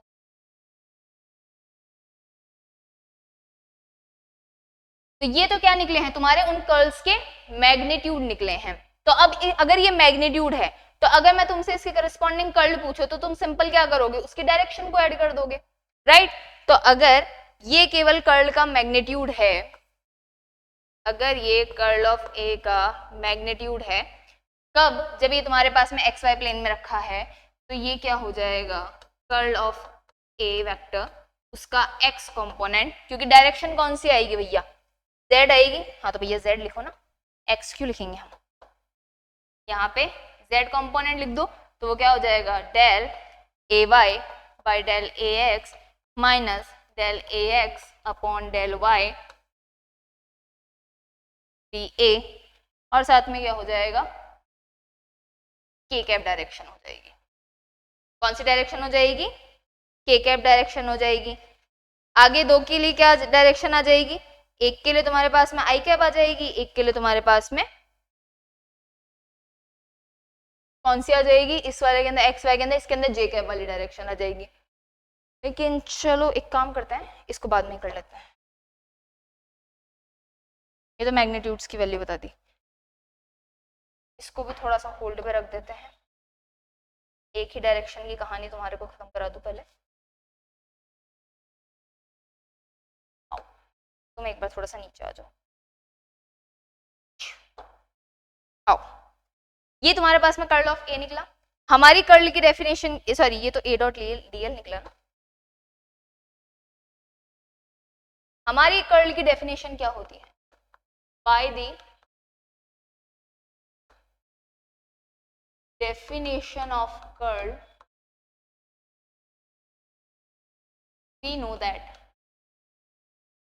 हमने कर्ल की डेफिनेशन क्या पढ़ी है भैया, कि भैया कर्ल ऑफ ए जो होता है उसका जो मैग्नीट्यूड होता है वो होता है limit d A tends to 0 A dot d l 1 upon d A, इन दोनों का रेशियो होता है। तो अभी जो हमने निकाला था वो तो क्या था, ये तो ए डॉट डी एल था, ये हमारा ए डॉट डी एल था, और हमारे को क्या करना है, अब इसका एरिया के साथ में रेशियो लेना है, d A tends to 0 1 upon d a, value क्या आएगी, del A y by del x minus del A x upon del Y, और साथ में कौन मल्टीप्लाई है, डी ए है, डी ए से डी ए कैंसिल आउट हो जाएगा, क्या आएगी value, del A y by del x minus del A x upon del y. Limit लगाओगे, डीए से डीए कैंसिल आउट हो चुका है, तो इसलिए अब लिमिट का कोई फर्क नहीं पड़ेगा। फाइनल रिजल्ट तुम्हारे पास में क्या आएगा, ये निकल के आएगा। और अगर मैं टोटल कर्ल ऑफ ए लिखूं डॉट एन कैप मैग्नीट्यूड, और उसको क्या कर दूं, डायरेक्शन के साथ मल्टीप्लाई करके लिखूं, तो इसकी डायरेक्शन क्या आएगी बेटा, लूप के परपेंडिकुलर आएगी। और लूप के परपेंडिकुलर क्या है, एक्स वाई प्लेन है, तो डायरेक्शन क्या आ जाएगी, के कैप आ जाएगी। तो अगर किसी के पास में केवल के कैप वाली डायरेक्शन है, तो ये एक्चुअली में क्या है, इस कर्ल का के कंपोनेंट है। ये टोटल कर्ल नहीं निकला है, ये क्या निकला है, उसका केवल और केवल के कंपोनेंट निकला है। तो ये क्या हो जाएगा, कर्ल ऑफ ए का एक्स कंपोनेंट, ऐसे लिख दिया मैंने इसको। सिमिलरली अगर मैं इस फ्रेम को क्या कर रही हूँ, YZ प्लेन में रख रही हूँ, तो मेरे पास में A डॉट DL की वैल्यू ये आएगी, और उसके करस्पॉन्डिंग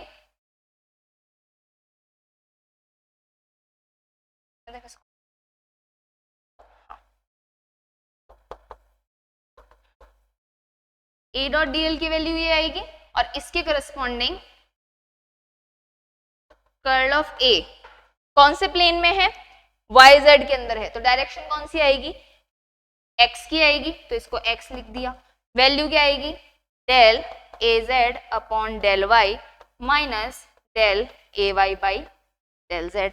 सिमिलरली यहाँ पे भी अगर इसी फ्रेम को मैं कहाँ रख दूं, ZX प्लेन में रख दूं, तो A डॉट DL की वैल्यू ये आएगी, उसके करस्पॉन्डिंग कर्ल ऑफ A का यहां से कौन सा कंपोनेंट निकलेगा, ZX, तो कौन सी डायरेक्शन, Y, यानी कि Y कंपोनेंट निकलेगा। क्या वैल्यू होगी, del AX upon del Z minus del AZ by del X। Similarly same ऐसे रेशियो लेंगे तो ये वैल्यू निकल जाएगी। लेकिन मुझे तो टोटल कर्ल निकालना है कि भैया ये हर डायरेक्शन के अंदर कुल मिला के कितना रोटेशन जनरेट कर रहा है। तो total curl will be given as curl of A. अगर मुझे चाहिए तो वो क्या होगा, curl of A x direction वाला, कर्ल ऑफ ए वाई वाला, और curl of A in z direction. तीनों का हो जाएगा, रखो भैया, तुमने अभी अभी वैल्यूज निकाली है, तो टोटल कर्ल निकल के आएगा तुम्हारे पास में। क्या आया, del A y by del x minus del A x upon del y i cap del A x y, ये हो गया x y, then y z minus a y by del z, direction j cap del, अब क्या हो जाएगा, z x minus a z upon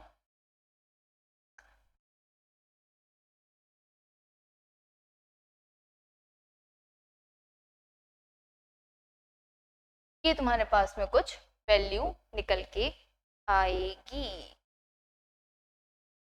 check कर लो एक बार सही है कि नहीं है। वाई एक्स एक्स वाई, उसके अंदर जेड वाई वाई जेड, तो ये भैया तुम्हारा क्या निकल के आ गया है, टोटल कर्ल निकल के आ गया है। अब इसी को तुम क्या कर सकते हो, it can also be written as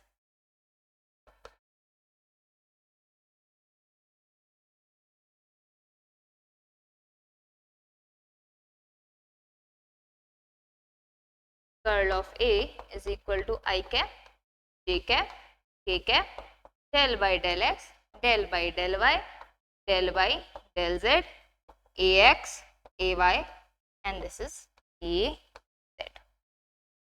ये यहीं से निकलता है। क्या करोगे, आई कैप वाला ब्रैकेट बनाना है, तो इसको छुपा लोगे, इन दोनों का क्रॉस मल्टीप्लाई करोगे, तो डेल अपॉन डेल वाई का यहाँ पे ए जेड, ये भाई साहब इधर आके बैठ जाएंगे, तो देखो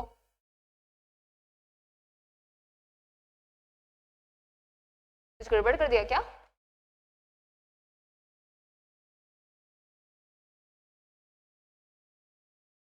रुको रुको रुको,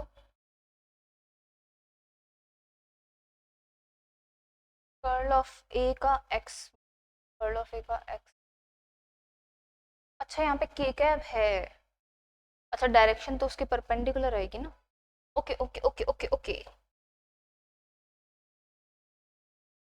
तुम भी हटो और भैया भी हटो, direction direction direction perpendicular to the plane, ये क्या हो जाएगा के कैप, ये वाई जेड, तो ये आई कैप होगा, और यहाँ पे भाई साहब क्या आएंगे एक्स जेड एक्स, और ये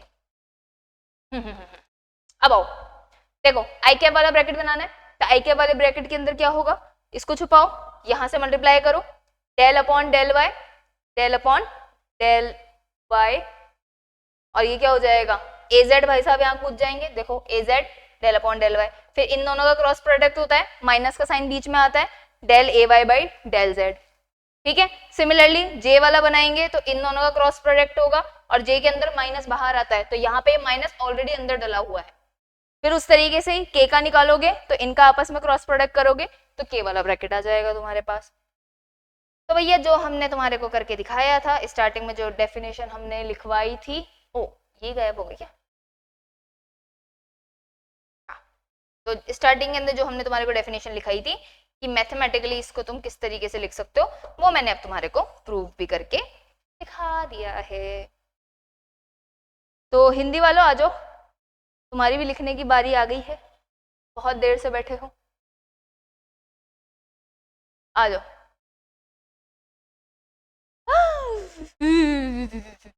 क्या हुआ ये भाई, मैं नहीं कर रहा, मैं कसम से इतने दिनों से सोच रही थी कि कुछ मेरे साथ बुरा हो क्यों नहीं रहा है, हो गया, गई file, what is this behaviour यार।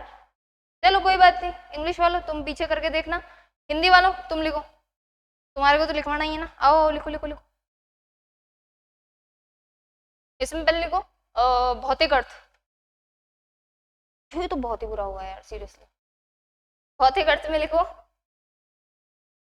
कर्ल किसी भी सदिश क्षेत्र का, कर्ल किसी भी सदिश क्षेत्र का किसी बिंदु के परित, यानी कि उसके चारों तरफ, परित का मतलब चारों तरफ, किसी बिंदु के परित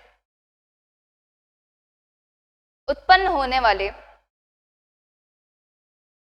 घुमाव को दर्शाता है, उत्पन्न होने वाले घुमाव को दर्शाता है। फिर वो डायग्राम्स बना लेना, वो लंबाई वाले जो मैंने बताए थे, तुम्हारे पास में पेन सीधा जाएगा, क्लॉकवाइज रोटेशन होगा, एंटी क्लॉकवाइज रोटेशन होगा। फिर आ जाओ ज्योमेट्रिकल मीनिंग, यानी कि ज्यामितीय अर्थ, ज्यामितीय अर्थ में लिखो किसी सदिश के कर्ल का आयाम या परिमाण, किसी सदिश क्षेत्र के कर्ल का परिमाण उस सदिश क्षेत्र के रेखा समाकलन,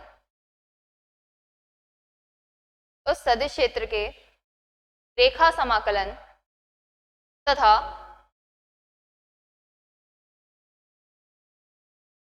वह पथ जिसके अनुदिश रेखा समाकलन किया गया है, वह पथ जिसके अनुदिश रेखा समाकलन किया गया है द्वारा परिबद्ध क्षेत्र के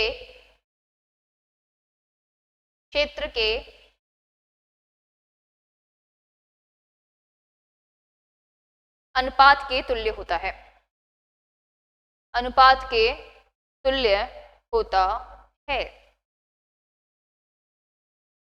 जहां क्षेत्र का आयाम बहुत सूक्ष्म होता है, जहां क्षेत्र का आयाम बहुत सूक्ष्म होता है।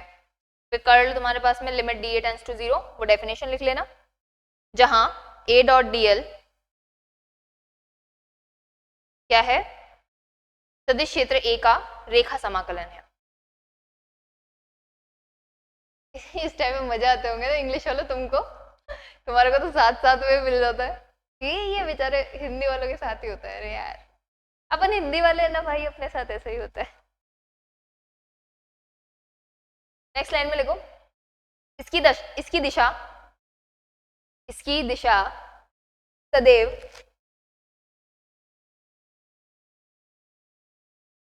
दिशा सदैव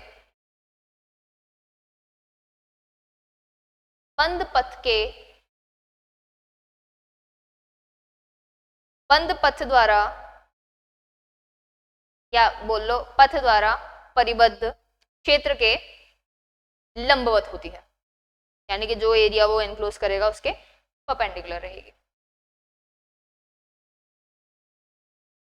तो फिर उसके बाद में वही curl of a dot n cap is equal to limit d A tends to 0, और वो सेम न्यूमेरिकल वाला जो पार्ट है तुम्हारा। फिर आओ गणितीय अर्थ। गणितीय अर्थ इसमें लिखो, किसी सदिश क्षेत्र A का कर्ल निम्न प्रकार से दिया जाता है। उसके अंदर curl of A is equal to del cross A, और जो वैल्यू हमने लिखी थी वो मैथमेटिकल वाली। फिर उसके बाद में नीचे लिखो, जहां डेल, हाँ वो उल्टा सा जो बनाया था हमने डेल, ये del is equal to i cap del by del x plus J cap del upon del Y plus z cap del upon del z. गजब ही माथा फोड़ी हो गई यार ये तो। हाँ क्या है, डेल संकारक, और ए तुम्हारा क्या है, सदिश क्षेत्र। आगे लिखो, माना के एल एम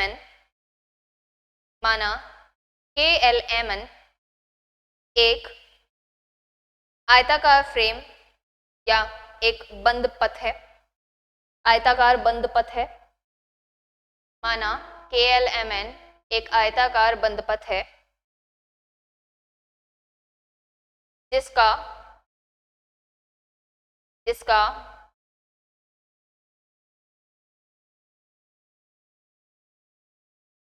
केंद्र बिंदु P है, इसकी लंबाई तथा चौड़ाई क्रमशः dx तथा dy है। माना इस बिंदु P पर कोई सदिश A है जो निम्न प्रकार से दिया गया है, A is equal to ax i cap plus ay j cap plus az k cap. यहाँ ax ay az सदिश क्षेत्र A का x y तथा z दिशा में मान है।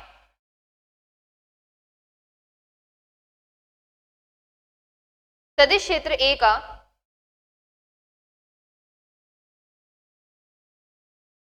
KLMN की दिशा में रेखा समाकरण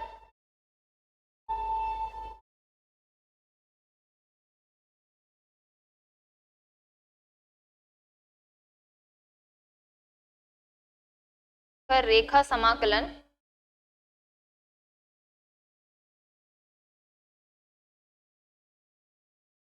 ईच सेगमेंट को क्या बोलेंगे, सेगमेंट को क्या बोलते हैं,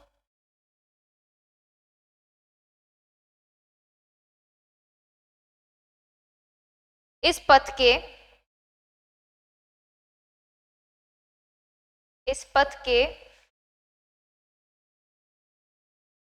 अलग अलग भागों के अनुरूप रेखा समाकलन के योग के तुल्य होगा। S a dot d l नीचे k l m n is equal to चारों सेगमेंट्स उनका वैल्यू लिखना, a dot d l, k से l, a dot d l, l से m, k dot d l, जैसे कि पिछले भी मैंने थोड़ी देर पहले बताया था वो लिखना। उसके आगे लिखो, चूंकि सदिश क्षेत्र A एक्स वाई जेड का फलन है, इसलिए इसका मान प्रत्येक भाग के लिए अलग अलग होगा, प्रत्येक भाग के लिए अलग अलग होगा। फिर लिखो KL भाग के लिए, KL भाग के लिए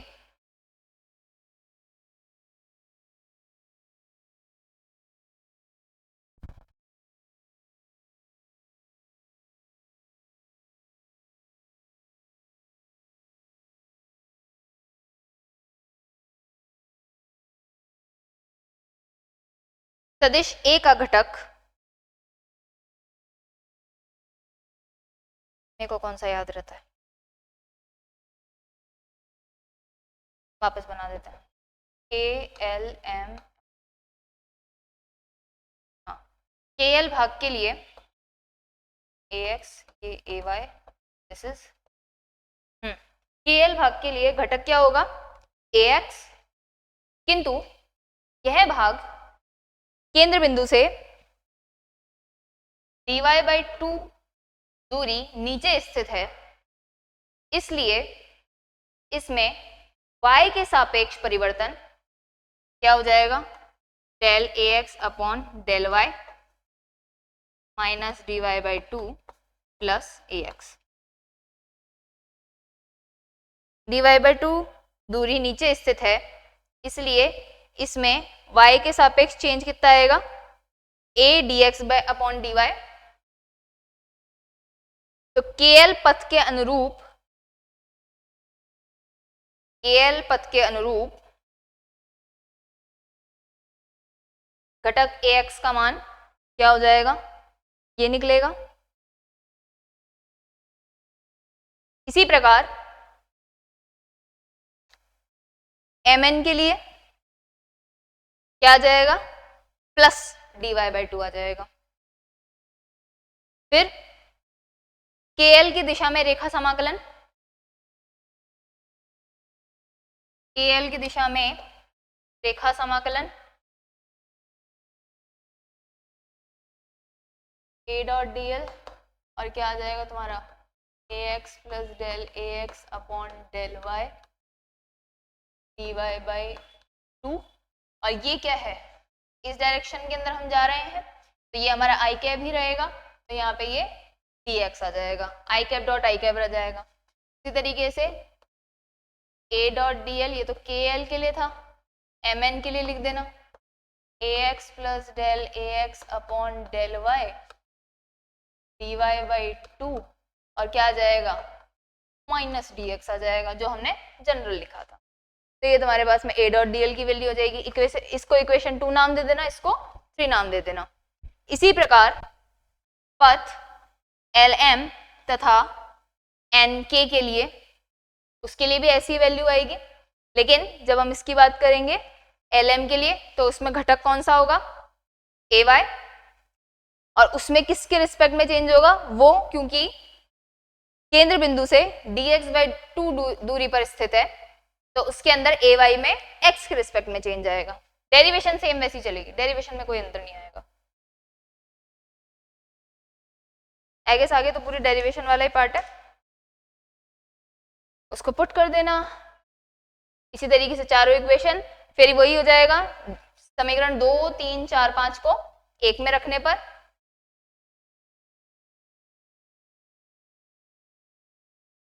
फिर उसमें आगे लिखना, किसी सदिश क्षेत्र A के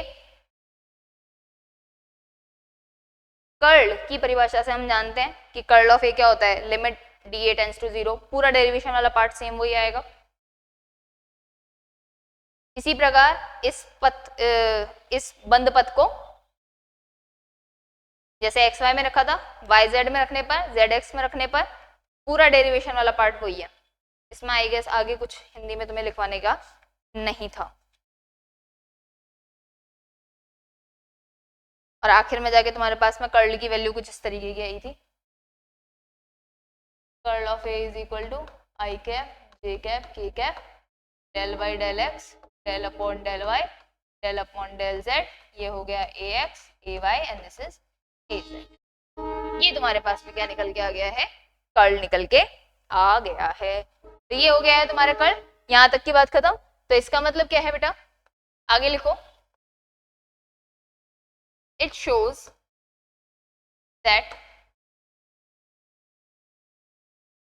the curl of vector A is equal to the cross product of vector A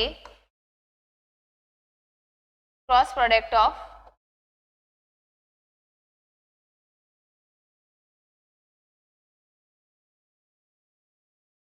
del operator and vector A। तो कर्ल क्या होता है, डेल ऑपरेटर और ए को क्या कर दो तुम, क्रॉस प्रोडक्ट कर दो। अब जब तुम क्रॉस प्रोडक्ट करते हो तो तुम्हारे पास में रिजल्टेंट क्या निकल के आता है, एक वेक्टर निकल के आता है, यानी कि उसके पास मैग्नीट्यूड भी होता है और डायरेक्शन भी। तो इससे हमें क्या समझ में आ रहा है कि कर्ल जो है वो एक वेक्टर पे ही ऑपरेट होता है, आप किसी वेक्टर का ही कर्ल निकालते हो, और जो रिजल्टेंट आता है वो भी क्या होता है, एक वेक्टर ही होता है। तो इसमें लिखो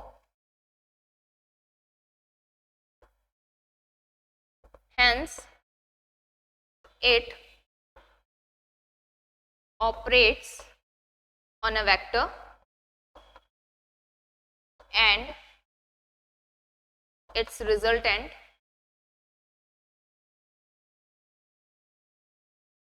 is also a vector, is also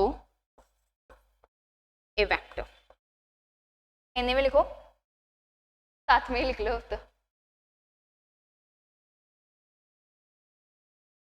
किसी सदिश A के कर्ल का मान डेल संकारक तथा सदिश A के सदिश गुणनफल के तुल्य होता है। सदिश क्षेत्र डेल संकारक तथा सदिश क्षेत्र के सदिश गुणनफल के तुल्य होता है। यह एक सदिश पर कार्यरत होता है तथा इसका परिणामी भी एक सदिश ही होता है, का परिणामी भी एक सदिश ही होता है। अब बताओ इसके एप्लीकेशन के बारे में, क्या लिखो बेटा,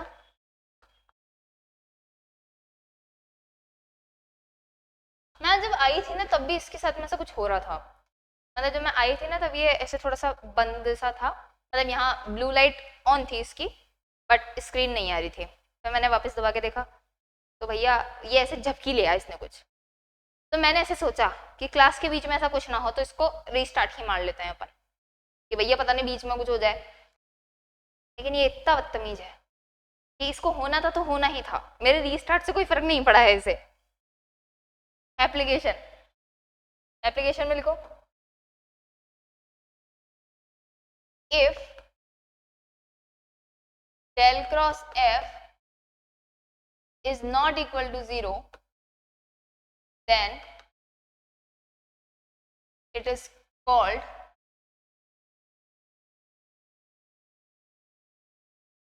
rotational field or non-conservative field or non-conservative field। If del cross f is equal to 0 then it is called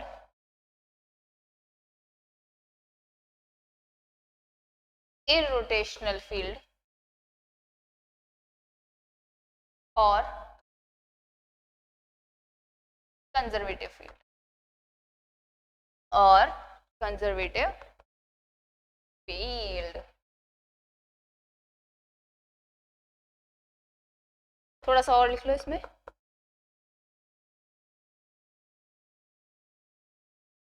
for conservative field,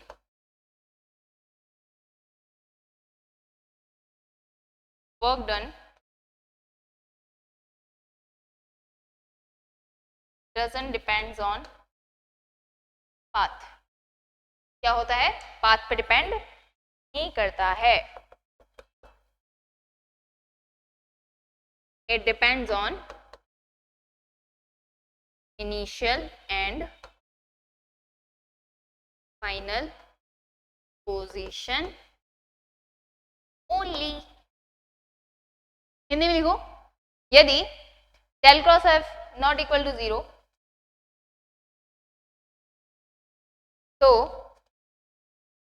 इसे असंरक्षी क्षेत्र, तो इसे असंरक्षी क्षेत्र या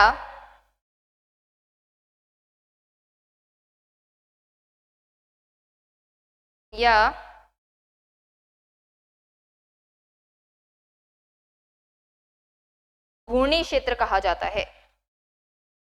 घूर्णी क्षेत्र कहा जाता है. यदि del cross f is equal to 0 तो उसे अघूर्णी या संरक्षी क्षेत्र कहा जाता है. संरक्षी क्षेत्र हेतु कार्य का मान, संरक्षी क्षेत्र हेतु कार्य का मान पथ पर निर्भर नहीं करता. यह केवल प्रारंभिक एवं अंतिम स्थिति पर निर्भर करता है. प्रारंभिक तथा अंतिम स्थिति पर निर्भर करता है. So for closed path, closed path का मतलब क्या हो गया, इनिशियल और फाइनल पोजीशन सेम हो गई है, तो W इक्वल टू क्या हो जाएगा भैया, 0. चलो भैया अब थोड़ा सा नोट्स की बारी आ गई है हमारे, तो नोट डालो. जैसे कि एक जनरल हम जो लिखते हैं कि भैया डेल क्रॉस ए है, तो इसको सबमिशन की फॉर्म में कैसे लिख सकते हैं, submission i cap cross del by del x. यहाँ पे तुम्हारा जो भी फील्ड है, वेक्टर फील्ड है, उसको यहाँ पे रख देना. तो ये तुम्हारा क्या हो जाएगा भैया, इस तरीके से. तो यानी कि x के रिस्पेक्ट में जैसे निकालोगे सिमिलरली y के लिए निकलेगा, सिमिलरली z के लिए निकलेगा. तो पहले तुम x के रिस्पेक्ट में निकाल लो, फिर इसका सबमिशन करोगे तो वो तीनों का तुम्हारा को रिजल्टेंट निकाल के दे देगा. जनरल भी बता देते हैं भैया. इन जनरल जो तुम्हारा डेल दिया जाता है, डेल क्रॉस ए, वो लिखा जाता है 1 H1 H2 H3. ये हो जाएगा U1 cap H1 H2 U2 cap H3 U3 cap del by del U1 del by del U2 del by del U3. ये हो गया है H1 A1 H2 A2 H3 A3. देखो कार्टेशियन में क्या होता है, x y z, H1 H2 H3 क्या होते हैं 1 1 1. तो यहाँ पे i कैप j कैप और k कैप लिख देते हो तुम, del by del x del by del y del by del z. ठीक है, H1 H2 H3 इसकी वैल्यू तो क्या हो जाएगी 1 हो जाएगी, और ये क्या हो जाएगा ax ay और az, a2 a3. हो गया. तो अब इसी को देखो तुम सिलेंड्रिकल के लिए लिखो.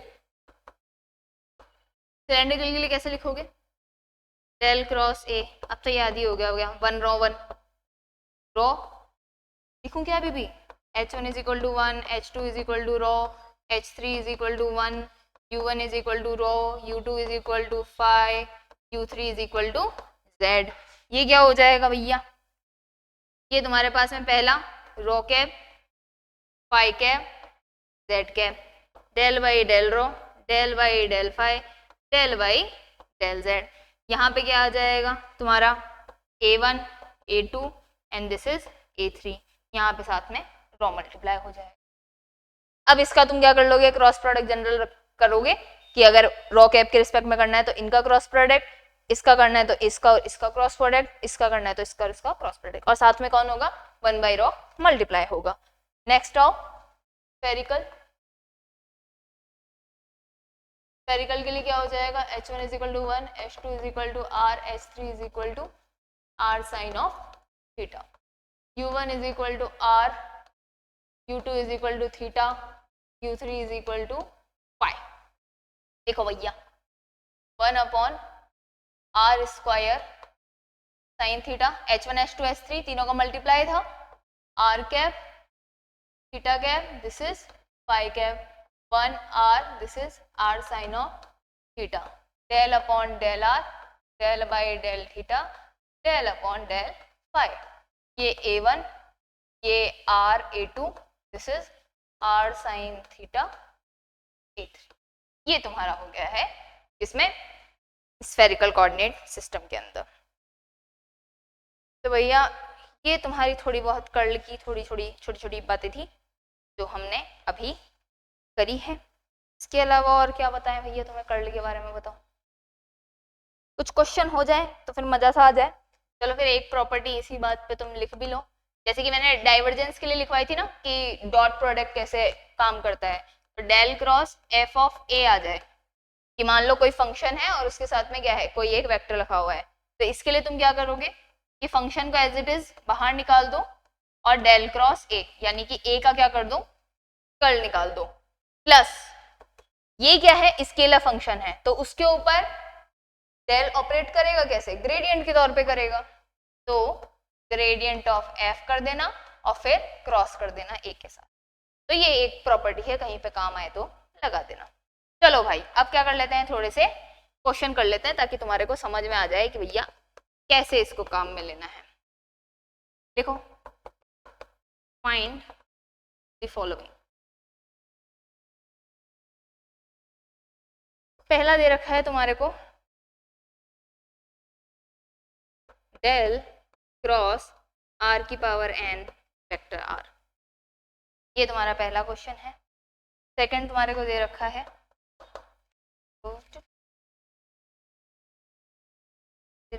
देखने दो हमारे को, हाँ, del cross f where f is equal to क्या वैल्यू है, i cap x plus y plus J cap x plus y minus k cap 2z। और एक बार क्या है f is equal to i cap y plus J cap x square plus y square plus k cap z x plus y. ये तुम्हारे दो छोटे छोटे से प्यारे प्यारे से क्वेश्चन है। तो अगर तुम्हारे को पहला वाला क्वेश्चन देखा जाए तो ये वही चीज है सेंट्रल फोर्स वाली। ऐसा कुछ देखने में लग रहा है तुम्हारे को, ये सेंट्रल फोर्स वाली ही चीज है ये, कि देखो हम वहां पे क्या करते थे कि उसको भी हम क्या कर सकते हैं, कोई एक मैग्नीट्यूड और r की पावर n इस तरीके से कुछ लिख सकते हैं। तो ये वही तो है कि उसके पास में क्या होता था, मैग्नीट्यूड भी होता था और डायरेक्शन भी होती थी। तो ये मैग्नीट्यूड और ये डायरेक्शन, तो ये हमारे पास में सेंट्रल फोर्स वाली बात तो आ गई। तो अगर ये सेंट्रल फोर्स है तो इसके लिए क्या होना चाहिए, क्रॉस प्रोडक्ट 0 होना चाहिए। तो आज वो दिन आ चुका है कि हम इसको प्रूफ भी कर दें। आओ भैया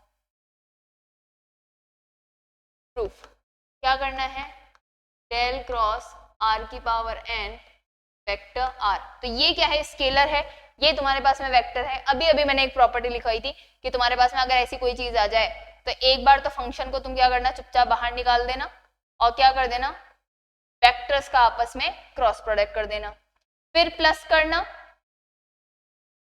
जो भी तुम्हारा स्केलर है उसका ग्रेडियंट लेना और फिर उसके बाद में क्या करना, वेक्टर के साथ में उसका क्रॉस प्रोडक्ट कर देना। यही चीज बताई थी क्या मैंने, ओके। अब देखो यहाँ पे डेल क्रॉस r है, डेल क्रॉस r, इसका मतलब क्या है, i cap j cap k cap del by del x del upon del y del by del z। पहला ऑपरेटर तो यही है, सेकंड कौन है, r। r का मतलब क्या है, पोजीशन वेक्टर। तो ये x y and this is z। तो क्या हो जाएगा, i का निकालेंगे तो del z upon del y minus del y by del z i cap minus j cap del z upon del x minus del x by del z plus k cap, third का निकालेंगे तो del y by del x minus del x upon del y। क्या value आएगी, y के respect में partial derivative करना है तो z कांस्टेंट की तरह बिहेव करेगा, कोई है नहीं तो 0। z की रिस्पेक्ट में करना है तो y कांस्टेंट की तरह बिहेव करेगा 0, x के रिस्पेक्ट में 0, z के रिस्पेक्ट में 0 0 0, तो यानी कि इसकी वैल्यू क्या आती है 0। तो डेल क्रॉस r ये एक रिजल्ट भी हो गया है तुम्हारे लिए। डेल क्रॉस r इसकी वैल्यू क्या होती है बेटा 0, ये एक रिजल्ट भी आ गया। तो यहाँ पे डेल क्रॉस r इसका तो बेटा कर हो गया, ठीक है। अब आता है ये ग्रेडियंट ऑफ r की power n cross r, gradient of r की पावर n कल निकाला है अपन ने, कल एक क्वेश्चन के अंदर ये काम आया था अपने, और इसकी वैल्यू क्या निकली थी, मैंने कहा था तुम्हारे को कि ये तुम्हारे कहीं ना कहीं जीवन के अंदर काम आ सकता है, तो इसको क्या कर लेना तुम लोग याद कर लेना, ऐसा कुछ मैंने तुम्हारे को बोला था। तो इसकी वैल्यू क्या थी n r की power n minus 2 r vector, ऐसी कुछ थी क्या, चेंज भी कर सकते हैं इसको वेक्टर, इसके अंदर मॉड्यूलस और r कैप भी लिख सकते हैं, तो ये n माइनस 1 और r कैप आ जाता था, वो भी हो सकता है। तो ऐसा कुछ मैंने तुम्हारे को बोला था। लो तुम्हारा रिजल्ट काम आ रहा है, इसको यहाँ सब्स्टिट्यूट करो, क्या आएगा भैया r की पावर n, अरे r की पावर n, इसकी वैल्यू 0 हो गई, इसकी वैल्यू कितनी होती है प्लस n r की पावर n माइनस 2, और ये क्या हो जाएगा vector r cross vector r। a का a के साथ में जब क्रॉस प्रोडक्ट किया जाता है तो उनके बीच में एंगल कितना होगा 0 होगा, और क्रॉस प्रोडक्ट में क्या होता है साइन थीटा होता है, और साइन 0 की वैल्यू क्या होती है 0 होती है, ऊपर से निकल गया a cross a is equal to magnitude of a sine of theta, ठीक है। a भी इधर है, दूसरा a भी इधर ही है, दोनों के बीच का एंगल कितना हो जाएगा भैया साइन 0, साइन 0 का मतलब 0, तो यानी कि ये r क्रॉस r भी कितना हो जाएगा 0, तो ये रिजल्टेंट क्या हो गया है 2। तो यहाँ से ये इस तरीके से आता है, इसीलिए मैंने तुम्हारे को लास्ट सेमेस्टर में इस चीज को छेड़ा नहीं था, क्योंकि मैंने तुम्हारे को बोला था कि भैया तुम्हारे को ग्रेडियंट वगैरह के बारे में पता नहीं है, तो तुम अभी कैसे निकाल दोगे ये चीज, तो इसलिए मैंने उसको वहां पे होल्ड पे डाला था। ये है वो होल्ड का, आज तुम्हारे को उसका फल मिल रहा है, तो ये है वो तुम्हारे सबर का फल। तो ये हो गया है तुम्हारा पहला प्रूफ। सेकंड इसने क्या बोला है डेल क्रॉस एफ निकालो जब एफ की वैल्यू दो अलग अलग वैल्यू है, दोनों के लिए कर्ल निकालना है। चलो निकाल लेते हैं। सेकंड है डेल क्रॉस एफ, एफ की वैल्यू इन्होंने क्या दे रखी है, पहला एफ की वैल्यू क्या है x y minus 2z, okay x y minus 2z के क्या, ये है तुम्हारे पास में।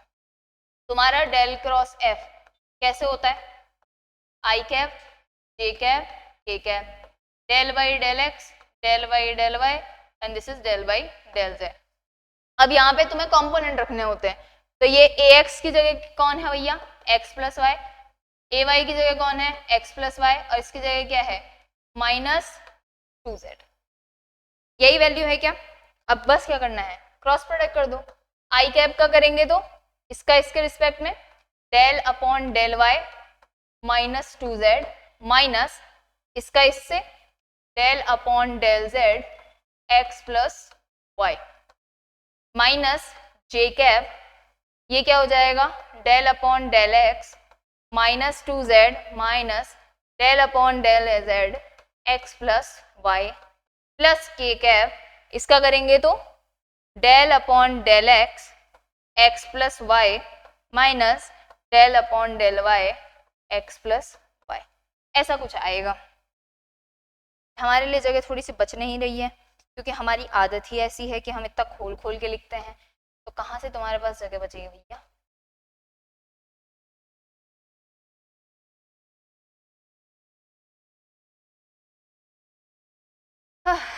कोई बात नहीं, आओ तो अब देखो इसको क्या होगा, y के रिस्पेक्ट में z का 0, z के रिस्पेक्ट में इसका 0, यानी कि i कैप वाला ब्रैकेट तो तुम्हारे पास में क्या हो गया भैया 0 आ गया है। इसकी बात करो x के रिस्पेक्ट में z का 0, z के रिस्पेक्ट में इसका 0, तो यानी कि j कैप वाला भी 0 आ गया है तुम्हारा। उसके बाद में k में आओ, x के रिस्पेक्ट में होगा 1 आएगा, y का 0 हो जाएगा, k कैप यहाँ क्या हो जाएगा 1 माइनस y का होगा, x का तो 0 हो जाएगा, y का डेरिवेटिव 1 आएगा, तो 1 माइनस 1, तो ये आखिर में जाके ये भी क्या हो गया है, 0 हो गया है। तो ये तुम्हारे पास में क्या बन गया है, नल वेक्टर बन गया है। और या फिर इसे ही तुम क्या बोलते हो, इररोटेशनल, क्या बोलोगे, इररोटेशनल फील्ड या कंजर्वेटिव फील्ड। ओके, एक अब तुम निकाल लोगे, चलो एक तुम निकालो, फिर यहां से आंसर चेक कर लेना कि भैया तुमने सही किया है कि नहीं किया। हाँ, वो जो सेकंड वाला एफ की वैल्यू लिखवाई थी ना, उसके लिए चेक करो। एफ की वैल्यू तुम्हारे को दे रखी है y x square plus y square, F is equal to y x square plus y square और z x plus y plus k z x plus y, ये तुम्हारा क्या है, फंक्शन। इसके लिए अब कर्ल की वैल्यू निकालो, जल्दी जल्दी निकालो, फिर इधर से चेक कर लेना, चीटिंग नहीं करना, देखो अपनी ईमानदारी अपने हाथ, ठीक है। मैं यहाँ सॉल्व कर रही हूँ, तुम भी सॉल्व करो और फिर मैच करना कि सही आ रहा है क्या तुम्हारा कि नहीं आ रहा।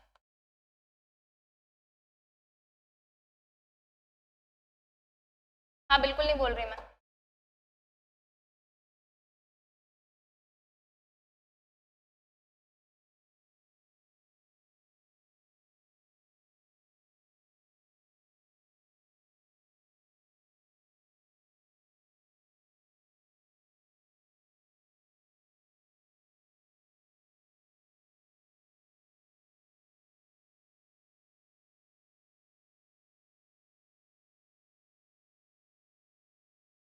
कर लिया इतनी जल्दी, मेरा तो हुआ ही नहीं, मेरा नहीं हुआ भाई। तो रुको, अपन भी कर रहे, तो तुम्हारा हो गया, अपन कर रहे।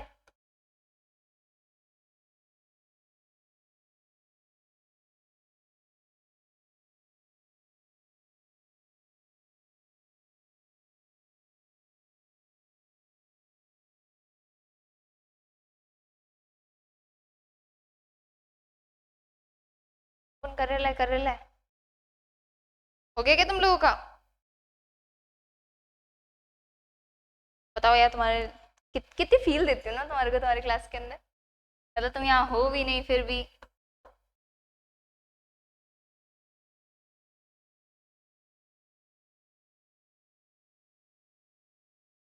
मेरा तो ये आ रहा है, तुम्हारा तो बताओ भैया, तुम्हारा भी यही आ रहा है।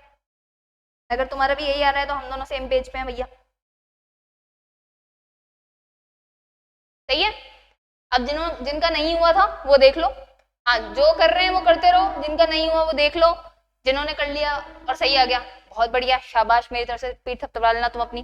चलो भैया, आई कैप के रिस्पेक्ट में करना था तो आई कैप वाला बाहर लिख दिया, ब्रैकेट में डेल बाई डेल वाई, और ये वाला जो होगा ये इधर क्रॉस प्रोडक्ट में चला जाएगा, minus del by del z, ये वाला इधर क्रॉस प्रोडक्ट में चला जाएगा, जे में माइनस आ जाता है, फिर उसके बाद में इसका इसके साथ, इसका इसके साथ, के अंदर इसका इसका इसका इसका, तो ये हमने क्रॉस प्रोडक्ट करके लिख दिया है। अब यहाँ देखो ये क्या होगा, जेड प्लस जेड वाई बनेगा, तो y के रिस्पेक्ट में जब डेरिवेटिव होगा तो पहला वाला zx है वो तो 0 हो जाएगा, y के रिस्पेक्ट में होगा तो केवल z बचेगा, इधर z के रिस्पेक्ट में होना था तो 0 0 हो जाएगा, इधर क्या होगा, x के रिस्पेक्ट में होगा तो केवल z बचेगा, zy वाला टर्म 0 हो जाएगा, उसी तरीके से यहाँ पे 2x हो जाएगा और y के रिस्पेक्ट में माइनस बना जाएगा, तो ये तुम्हारे पास में डेल क्रॉस f की वैल्यू आ जाएगी। ये क्या है, नॉन जीरो है, तो यानी कि ये कैसा फील्ड है, रोटेशनल फील्ड है, और वहां पे x, y और z डायरेक्शन के अंदर ये है वो कर्ल की वैल्यू। अब एक क्वेश्चन और है, वो अगर तुम कर लो तो हम मान जाएंगे भैया कि तुम सॉलिड हो, हम मान जाएंगे। क्वेश्चन ऐसा है कि भैया if f is equal to 5x square plus a y square plus b x y x cap plus 4x square plus 4xy plus y square y cap is a conservative field, is a conservative field, then find then find a and b. क्या करो, a and b की वैल्यू निकाल लो। Question क्या दे रखा है, एक फील्ड की वैल्यू दे रखी है 5x square plus a y square plus b x y x cap. मैंने क्या बोला था, जरूरी नहीं है आई cap j cap k cap हो, एक्स कैप वाई कैप भी आ सकता है। तो देख लो एक्स कैप आ गया, उसमें वाई कैप आ गया है, is a conservative field, then find a और बी। तो ये जो भाई साहब ये ए दिख रहे हैं तुम्हारे को और ये बी दिख रहे हैं, इनकी वैल्यू तुम्हारे को निकालनी है। तो जिनको समझ में आ गया वो तो क्या करो, वीडियो पॉज करो, सॉल्व करो, और जिनको नहीं समझ में आया वो अब देख लो। जो ट्राई करना चाहते हैं वो भी पॉज करो और ट्राई कर लो। देखो भैया यहां पे हमारे को क्या बोला है, देखो शब्दों पे जाओ, क्या बोला है, इज अ कंजर्वेटिव फील्ड। और अभी अभी हमने कर्ल की जो एप्लीकेशन पढ़ा था उसमें हमारे को पता चला था कि भैया ये कंजर्वेटिव और नॉन कंजर्वेटिव फील्ड के बारे में बताता है। तो अब अगर ये बोल रहा है कि ये कंजर्वेटिव फील्ड है तो इसका मतलब क्या है कि अगर मैं इस फील्ड का कर्ल निकाल लूं तो वो क्या आना चाहिए, इज इक्वल टू 0 आना चाहिए। तो सॉल्यूशन क्या है भैया, सॉल्यूशन ये है, if f is a conservative field then del cross f क्या होगा, इज इक्वल टू 0 होगा। तो बस सिंपल, अब कर्ल निकाल लो और उसको 0 के इक्वेट कर दो। I cap j cap k cap लिखना चाहो या x cap, this is y cap, this is z cap.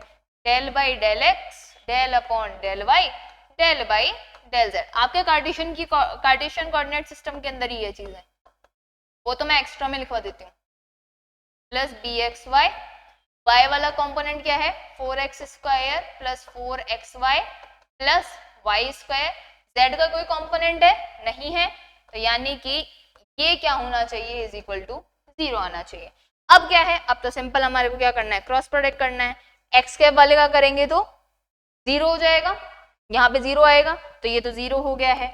Minus del by del z करेंगे और क्या आएगा, ये वाला कंपोनेंट, इसको लिखो 4x square plus 4xy plus y square minus y cap वाले की बात करेंगे तो वाई कैप वाले में क्या होगा, ये वाला तो 0 हो गया है और इधर की साइड क्या आएगा 0 minus del by del z, this is 5x square plus ay square plus bxy, यही आएगा।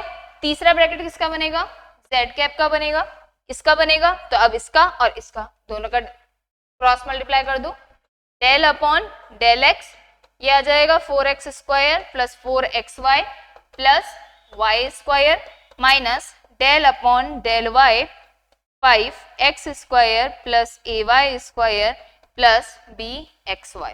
और ये किसके बराबर होना चाहिए, is equal to 0। Is equal to 0 का मतलब क्या है, नल वेक्टर, यानी कि i कंपोनेंट भी 0 होना चाहिए, j कंपोनेंट भी 0 होना चाहिए और k कंपोनेंट भी इंडिविजुअली 0 होना चाहिए। तो भैया पहले x कंपोनेंट की देखो, x के अंदर a और b तुम्हारे को कहीं देखने को मिल रहा है क्या, नहीं मिल रहा, तो इसका मतलब तुम्हें इसको सॉल्व करने का कोई सेंस नहीं है।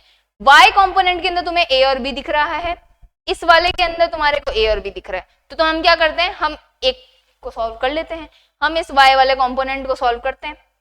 तो भैया देखो क्या आएगा, ये तुम्हारे पास में वैल्यू आएगी del by del z, del by del z 5x square plus a y square, 5x square plus a y square plus b x y plus b x y, और ये क्या है y कैप प्लस z कैप के अंदर क्या था भैया, ये तो बहुत ही ज्यादा है, तो एक बार इसको रख देते हैं। ये क्या होना चाहिए, इंडिविजुअली इक्वल टू 0 होना चाहिए। हमारे को तो a और b की वैल्यू निकालनी है ना, इंडिविजुअली 0 होना चाहिए।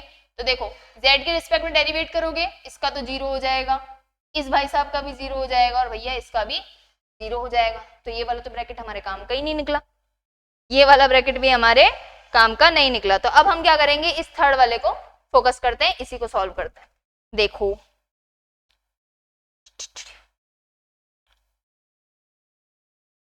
ये वैल्यू है डेल अपॉन डेल वाई है, ओके।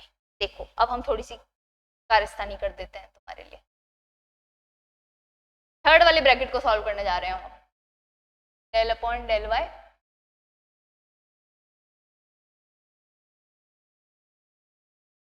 क्या है, del by del x 4x square plus 4xy del by del x 4x square plus 4xy plus y square plus y square and this is minus, ये तुम्हारा third वाला bracket है और ये भी क्या होना चाहिए, इज इक्वल टू 0 आना चाहिए। देखो x के रिस्पेक्ट में करोगे तो 4 तो कांस्टेंट हो गया, x स्क्वायर का क्या हो जाएगा 2x, 4xy तो ये क्या हो जाएगा 4y और y का 0 माइनस इसका क्या होगा 0 क्योंकि यहाँ पे y है नहीं, इसका क्या हो जाएगा a और इसका 2y, इसके अंदर y का क्या हो जाएगा bx इज इक्वल टू 0। तो अब ये क्या हो गया है 8x plus 4y minus 2ay minus b x is equal to 0। अब देखो x में x से जुड़ेगा, इसने b और a की न्यूमेरिकल वैल्यू मांगी है, तो यानी कि ये x और y नहीं होंगे, तो यानी कि x वाला x में जुड़ेगा, y वाला y में जुड़ेगा और टोटल मिला के क्या होना चाहिए 0 होना चाहिए। तो इसका मतलब क्या है 8x इज इक्वल टू किसके होना चाहिए bx के, ये पॉजिटिव क्वांटिटी है ये नेगेटिव क्वांटिटी है, दोनों अगर बराबर होंगे तभी तो 0 हो पाएंगे। उसी तरीके से यहाँ पे क्या होगा 4y is equal to 2ay होना चाहिए, ये पॉजिटिव है ये नेगेटिव है, ये दोनों आपस में बराबर होंगे, एक पे प्लस का साइन एक पे माइनस का साइन, तभी तो क्या होगा 0 वैल्यू आएगी। तो यानी कि b इक्वल टू क्या निकलेगा 8 निकलेगा और वहीं पे यहाँ पे a इक्वल टू क्या निकलेगा 2 निकलेगा। तो यहाँ पे तुम्हारी वैल्यूज निकल के आ गई a और b की। तो ऐसे क्वेश्चंस जनरली बनते हैं कि भैया तुम्हारे पास अच्छे कॉम्पिटिटिव एग्जाम्स के अंदर वहां पे इस टाइप के क्वेश्चंस देखने को मिलते हैं। बाकी तुम्हारे जो आते हैं तुम्हारे वाले अपन कल करेंगे, जहाँ पे अपन सिर्फ प्रूफ ही प्रूफ करेंगे। तुम्हारे लेवल के अंदर ग्रेजुएशन के अंदर जो थ्योरेटिकल पेपर, अपने यहाँ पे क्या है थोड़ा थ्योरी का ज्यादा ही है, कॉन्सेप्ट हो ना हो थ्योरी होनी चाहिए, तो इसलिए अपने यहाँ पे ज्यादातर प्रूफ करने के लिए आते हैं कि भैया एक कोई इक्वेशन दे देंगे कि भैया इसको प्रूव कर दो LHS इक्वल टू RHS, बस यही काम होता है। तो कल अपन क्या करेंगे वो सारे के सारे क्वेश्चन कर लेंगे। तो अपना ये जो सिस्टम है कर्ल डाइवर्जेंस ये वाला खत्म हो जाएगा। अब क्योंकि तुम कर्ल और डाइवर्जेंस वगैरह के बारे में सीख चुके हो, तो अब यहाँ से ही थोड़ी सी आगे लेवल पे एक दो थ्योरम्स आती हैं जो हमारे लिए कारगर रहेगी पूरी ईडी के अंदर, जैसे हम बोलते हैं डाइवर्जेंस थ्योरम और एक होती है कर्ल थ्योरम।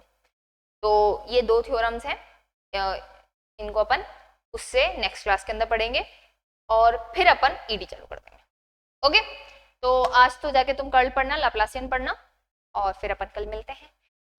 कल अच्छे से इसके न्यूमेरिकल्स ही होंगे, कल की क्लास के अंदर कोई थ्योरी नहीं है पहले ही बता दूं, तो कल केवल न्यूमेरिकल्स हैं। तो इसीलिए आज इसको ढंग से पढ़ लेना कि कैसे डाइवर्जेंस निकालते हैं, कैसे ग्रेडियंट निकालते हैं, क्योंकि अब सबका मिक्स आएगा, अलग अलग इंडिविजुअल तुमने सीख लिया है, अब सारा मिक्स आएगा। तो इसलिए कर्ल कैसे निकालते हैं, ग्रेडियंट कैसे निकालते हैं, ये सब मैथमेटिकली कैसे निकालते हैं। मैं डेरिवेशन वाले पार्ट की नहीं बोल रही, डेरिवेशन वाला पार्ट ऑफ कोर्स आता है, थ्योरी आती है, अभी भी बोल रही हूँ, लेकिन प्रूफ वाले पार्ट को अगर तुम्हारे को करना है तो उसके लिए तुम्हारे को मैथमेटिकल वाला पार्ट आना चाहिए। कर्ल कैसे निकालते हैं मैथमेटिकली, कैसे तुम्हारे पास में डाइवर्जेंस निकालते हैं, जो जैसे अभी मैंने निकालना सिखाया ना यहाँ पे कि भैया यहाँ पे तुम क्या करोगे, जो भी है इसका अगर क्रॉस प्रोडक्ट करना है तो इस तरीके से मैट्रिक्स बनाओगे एंड ऑल। तो ये चीजें सीख के आना ताकि अपन कल आगे इसके न्यूमेरिकल्स इजीली कर सकें और तुम्हारे को थोड़ा हैवी भी नहीं लगे कि भैया ये क्या ही पढ़ा दिया। ओके, तो अपन कल मिलते हैं, तब तक के लिए राधे राधे, ध्यान रखना अपना।